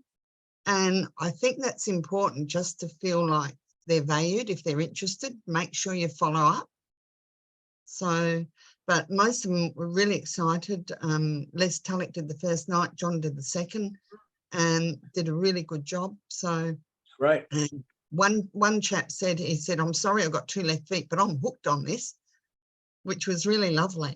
So, electrifying the first night. Hope we keep it going, and we definitely need the dancers. And the best thing, 10 out of the 12 have got dancing experience of some sort. It's going to be easier this time, whereas we had one in particular with 5 left feet that were like, who's still there. So it should be good, I hope. I had an interesting experience last night. I'm deployed in Taree on emergency management response. And I went out to dinner with the lady that's going to be my team leader. She had a couple of friends of hers in visiting from up the west side of Newcastle way somewhere. And square dance, I just asked the question, he says, "Oh, what are you going to?" I don't know, in the evenings, I don't know if I can find a square dance club nearby, I might go square dancing. And they asked me, "Oh yeah, well, there's lots of square dancing around here." I said, "Really? Great." You know, line dancing and bush dancing, and they did that, and they did, you know, like the reels and airs, and that led to a conversation. Well, one's contras, one's the circle dances. Oh, well, what about patty cake polka? Okay, that's a circle mixer, and you know, things like that. And it just started a conversation. What's square dancing? So quick explanation, and I left it. I didn't go into depth. I just put the teaser out and I left it. And then it was, oh, well, what is it? I got on the phone, they got on their phones and started Googling. So I pulled up a couple of websites that give a more flattering impression of square dancing, like a couple of conventions where you can see it. Youth, MIT, they've got a really good overview, top-down look at the square dancing. And I just let them go. We went to dinner, we went into the pub, we had a drink, we went to dinner. They were talking and asking questions about it for an hour and a half. It was just a comment, but that led to a discussion because it was different. Just listening to some of the music, and I would answer the questions. That's an opportunity that we often miss because we try to sell the activity rather than just drop it on the table as a conversation and see who picks it up. I just wanted to put that out there. There's no club in this area, but the thought was there. So when are they having you back to start a club? Well, the good news that I have is my house now has the slab poured and the frames are on it. Hopefully there'll be a roof on it by the time I get home at the end of the month. And once I get settled into the Jindera area, I will be looking at starting a club. And this is what was actually interesting in last night's conversation is, you know, that's something that used to be here, but it's, you know, to be a great activity for seniors because they're getting the exercise in the mind, but we should get some young, because we're losing a lot of this traditional stuff. This was not my conversation. This was their conversation around the table. And it's true. That market is ripe to reintroduce this activity as something new, something old, but it's retro, it's style, it's something that was. So if you ever get that opportunity, do it. I'm hoping to start a club very, very shortly. As Barry can attest, other than a couple of open dances, calling it a convention or visiting, I have not done any serious calling in almost 10 years, 11 years now. And 20 years. No, I've done some. I've done a few dances and I've done a bunch coming down here. One time I was coming down, or not here, to Albury quite regularly, but absolutely correct. I've got the knowledge, I can portray the knowledge, but the actual skills, they do deteriorate. You've got to keep up on it. You've got to keep up on it. You've got to keep up on it. And practice in your room is great for delivery of the singing call, but nothing will beat getting in front of dancers and moving them around the floor. Yep. On one thing, there's Kevin wants to go first. I want to apologise first of all for having to interrupt in the middle of what you were saying to me, Barry. Apparently a spider walked across my sensor in the garage and the alarm company phoned me up to make sure that I was okay. But the auto camera caught a picture of this almost Australian sized spider that was crawling across the sensor, which had set my alarm off. So so I apologise for having to rush out on you when you were in the middle of talking to me. no problems whatsoever. Yeah. Can, But that's can- fine. But anyway, as I have interrupted, I'm now going to say night to everyone. Thanks very much. Thanks, Mel. Thanks again for last week as well. Much appreciated. And Kevin, I'll probably be looking at getting you up. I've got a presentation coming up. I want to get a hold of Bob Elling to see how he's feeling because I haven't heard anything from him. And I'll be doing a prelim on two couple calling, coming back to that just before your session, because it's a really good tie-in, especially working if you're going to be doing, are you just doing the presentation on progression, or are you going to be doing the one on rectangles? I would do them as two different Okay. sessions over different times. Okay, that's fine. So send me what you got, and as soon as we get, Yeah, and we'll set it. I'm off to the States to call in Vegas and do some stuff out there at the end of April. So we may have to wait till the middle of May, but we'll set up a date and we'll organize it for then. Yeah. He's talking about you again, April. Yeah. At the end of April, you know, we hope it's not going to be the end of April. I have heard gonna- all the jokes in the book. It's not funny. I No, know. it's not funny. No. Anyway, so thanks, guys, and I'll say night, or have a nice day, and talk to you real soon. Thanks, mate. Steve, I'll have I'm to not, go. I'm not Kevin. sure what Hey, that Kevin. comment means, Steve. Bye. I'll have to go as well. Got people coming over at 1 o'clock. Okay, then. See you, Good darling. to see you again. See you, Bye. Mel. See you, April. See you later, Yes. International. Who's coming? That link, April, that's a static link. It never changes. Yep, cool. I'll subscribe to that and have a look a bit later on when the people And go. it'll always be 9 a.m. Sydney time. Yes, that's all right.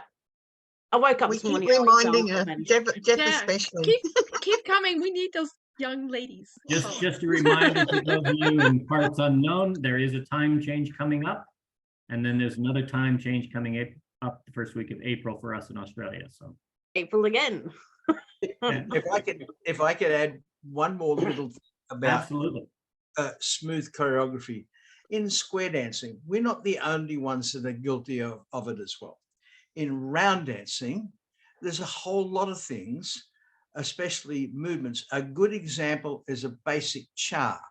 Quite often you see in chas, in rounds written, you have a circle away, two in a cha, circle together, two in a cha, and they come back. Then you have a forward basic. Well, for the ladies, they have to go forward and then they have to go backwards. Bad body flow. So it's not just in square dance choreography, it's in round dance choreography as well. As for the Aussies here, that, you know, I've written a couple of round dances over the years, and I'm really lucky. I'm the only caller in the world that has a round dance in Rounder Labs classic list. There's no other callers ever written a round dance. His class is a classic, and that's A Million Tomorrow. So I've always been interested in round dancing. I love round dancing as well, but the terribly bad body flow is there, just like it has been in square dancing in the past. But within round dancing, it doesn't change. It's still being written. The other thing See you about later, round dance, everybody. I've got to go. Bye, See you, April. April. if you look at, ya. for instance, swing dancing, ballroom dancing, I mean, formal ballroom dancing, swing dancing, jive, what is considered absolutely gorgeous, beautiful, professional dancing and marked accordingly, if you actually look at the kinesthetics of pure body flow, a lot of it is absolutely terrible with direction changes, stop, gap, push, everything else. But as I said, there's people that compare round dancing to square dancing as far as movements, like a change of direction, a part, point, together, touch, or a part, point, a wraparound, things like that, which have those changes, the flows, the inside, even with hand contact or not, which is the same as walk and dodge, partner, trade. If you're doing that, it is different. It's a different aspect. It's a different type of dances, or as very simply put, it's comparing apples to oranges. They both may be fruit, but they're two completely different types of fruit. They're two completely different beasts with dancer expectation and timing. And that's what makes the difference. All three of those have to go together. Your dancer expectation, the choreography, and the timing all have to go together on any dance, regardless of what it is. And dancer ability. Yeah. Anyway, I've had a wonderful time this morning. I have Very- to go. It's time I went and had a cup of coffee. It's now 11 o'clock or 11 in the morning. And in my opinion, mornings are about to start. You know, I'm not a morning person. To me, mornings should start at the crack of noon every day. That would be my ideal life. So You know, I want to say thank you, Barry, for coming in. Much appreciated. Yes. Great talk. Thank a lot you. of Thank you. interesting Thank comments. you. Good And job. thank you, everybody. And Lovely you to can see go you. into morning for your morning. Yes, Roz. Barry, before you go, are you calling on a Monday night at all? We're going to Tukley, so we're going to be there. Yes, on- we oh, you still have are? Monday nights. Gwenville Senior Citizen Centre, Gipps Road, Gwenville, Gipps Road, Gwenville, Gwenville, GW. Ville,